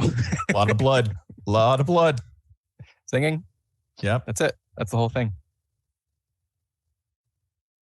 How long are we going today? I think that's a wrap. Yeah. That's it. We were just going to keep going. Yeah. I thought we were doing 40 minutes, and I just looked up, and it's like No, we seven- said You'd only done 17. later. That was just 17 minutes. 17 You guys Time ready to dilation. start rolling We're now? in Right on. interstellar. We're Yep. very close to the All right. planet. That was a good rehearsal. Now, Now we have to go through the document and Yeah. hit the topics. The yeah, only we thing weren't keep, rolling on any of that. So we're gonna Three, keep two. we're gonna keep Mike's list of the 5 That's most it. divorced coaches. Everything That's else the whole cut. show. Yeah. Cut We're the going to last. keep didn't get the to serious take biathlon. football analysis. That's it. we're gonna Get rid cut of all we're this gonna I cut hope it y'all are apart. ready for our week 0 college football preview special. Mhm. It is too many points.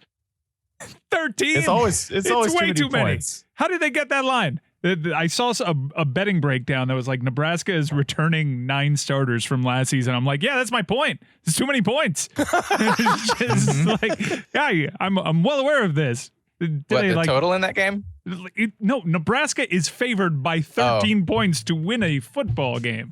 Yeah, never bet in a game involving Northwestern. That feels like No. a thing Pat It's a Fitzgerald math-free made zone. happen to motivate himself and his team. His name is Pat Fitzgerald. He's not losing by more than Yeah, 13 that's in true. Ireland. That's true. Or would it be more Irish for him to get his ass kicked? Yeah, By someone's Nebraska. going to tell Pat Fitzgerald that Ireland is socialist and has free health care, and he's going to be like, ah! You're going to lose by 30. He's allergic to the very air. Yeah. Yeah. And Nebraska's been practicing for this whole week by all the puking they've been doing. Getting ready for Ireland. That's how they established the line. Every time someone puked in practice, they added a point. Point. Yeah. Scott Frost, by the way, actual bunker haver. Just let's Oh, we can't tell this story. I'm just listen. I don't tell jokes. Okay. Just no. Yeah. Are we allowed to tell this story? I just like- report, you decide. Multiple. Yeah, no, big conspiracy theorist, dude. Like seriously, Scott Frost is completely on No, board. like room full of assault rifles in his house. Yeah. He's actually, Which he I hope would he has, be my I hope top he has 5. better aim Yeah. with a gun than he does. Yeah, not going to do that top 5, but he looks like that top. He'd be in it. Yeah. Top 5 coaches with a wall of assault rifles. I mean, Mario Cristobal would have to Mario be on Cristobal definitely has that. It's just, he's But that's like, more of like an he's that's more of running like an guns. artistic display. Yeah. Yeah. no. Yeah, with Mario, for some reason, it doesn't bother me. I mean, he was former It Secret should. Service. So I'm like, you probably know what you're doing. Scott Frost, I'm like, buddy, point that thing down. Eli Yeah, the Drinkwitz, weirdly halberd. enough. Yeah. Oh, no, Eli's obvious. Clark Lee is on Yeah. that list. PJ Fleck looks like he just cleans a hand pistol. PJ Like, Fleck's just really like- Doesn't he have a airsoft. knife collection? That story came out the same day Yeah, as some that's how other we big bonded, breaking news actually, story, when and it got in our covered first up. interview. I'm Yeah. trying to think of what a Nashville prepper would even have, and it's just like a shitload Biscuits. of rosé. I think. Cans. Carrie Underwood's fans just lining the walls, ready to Man, attack. listen, I had a guy isolate audio of Carrie Underwood walking onto a stage in hard shoes. Please send them this link. Just and to know it's that we have not, because somebody was like, somebody's like, yeah, was man. confused about Carrie Underwood's feet. Yeah, and then they isolated audio of her walking onto the set at American Idol, and it sounds like somebody walking in 20-pound boots each. No comment. I'm Got like, them, so she got them heavy feet. I'm She's not ready to getting sleep involved with the this. fishes at all times. Yeah. All right. We good? Low we're stealth good. They're score. going to kick us off at this point. We're good. Yeah, we're good. Are we good? We're grand. We're grand. Sorry about that, y'all. Thank Yeah. y'all for having us. Sorry we're this Thanks. way. We go to the phone lines where we got Mike Schur calling in with his stat of the day. Mike, play the music. You sound like the guy that's voice narrating this book that I'm reading. That sounded more like the Sports Center guy that There used to you come go. on Yeah. and like would do like Sports Centers brought to you by Michelob. Gillette. Oh, no, I mean Miller Lite. There you go. Sorry. Yeah. Bleep the other one. I should have played the music sooner. Yeah. Start of the day, start of the day. It is your start of the day. Start of the day, start of the day. It is your start of the day. Start of the day, start of the day. It is your start of the day. Start of the day, start of the day. It is the start of the day.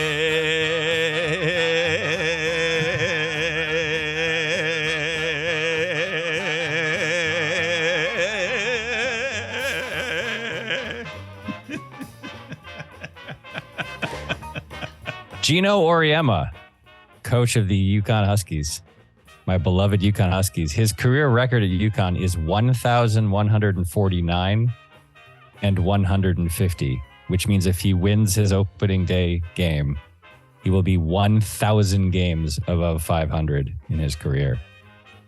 To put this into perspective, in order to achieve the same feat, Coach K would have to unretire and then go undefeated for 19 consecutive seasons. He's the GOAT. Doable. That's incredible. Yeah. Should go without saying, but someone should do something about that. Just can we do something about that? I just don't like They're him. ruining basketball. UConn women are ruining basketball. There's been some UConn slander in the Meadowlark family, I'll mention. Yeah, Jess, are you the one that's From actually certain doing something someone. about this? I don't know what you're talking about. UConn slander. All of There's been season some, one, like, all of season one should be renamed Yukon Anon. There is no UConn slander to be had. And if you think that season 1 of Off the Looking Glass, the show I host with Kate Fagan, was slandering UConn, then you weren't paying attention to the nuance of the anti-UConn movement. Just kidding. That's not what it is. But Mike, realistically, it's not anti-UConn. There's too much attention is paid to UConn. We talk about UConn too much. He's 1,000 games over 500 for his career. Yeah, 1,000 games over 500. We only talk about Gino Auriemma, and no one covers women's basketball in mainstream sports media. That's inarguable. We're covering it now. We're talking about it now. Talking about Gino Auriemma. Stat of the day is brought to you by ZipRecruiter, the smartest way to hire.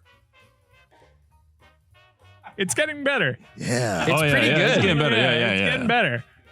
Gabriel Cash. The hot list. Can you say the hot list? The hot list. Yeah, that's Brought one. to you by Miller Lite. Cold hard facts. Miller Lite. Miller. This might be your Genuine best Draft. limited fake. What? I'm serious. Hold This on, might hold be on. Yeah, the Hold Sports on. Center voicing guy. No, hold on. Yeah. Gabriel Cash. Shut up. Can you do? Wait a second. Can you do the Sports Center guy as Jack Palance and Tango and Cash All right, here we go. as Barack Obama? See, Mitch McConnell. Mitch McConnell.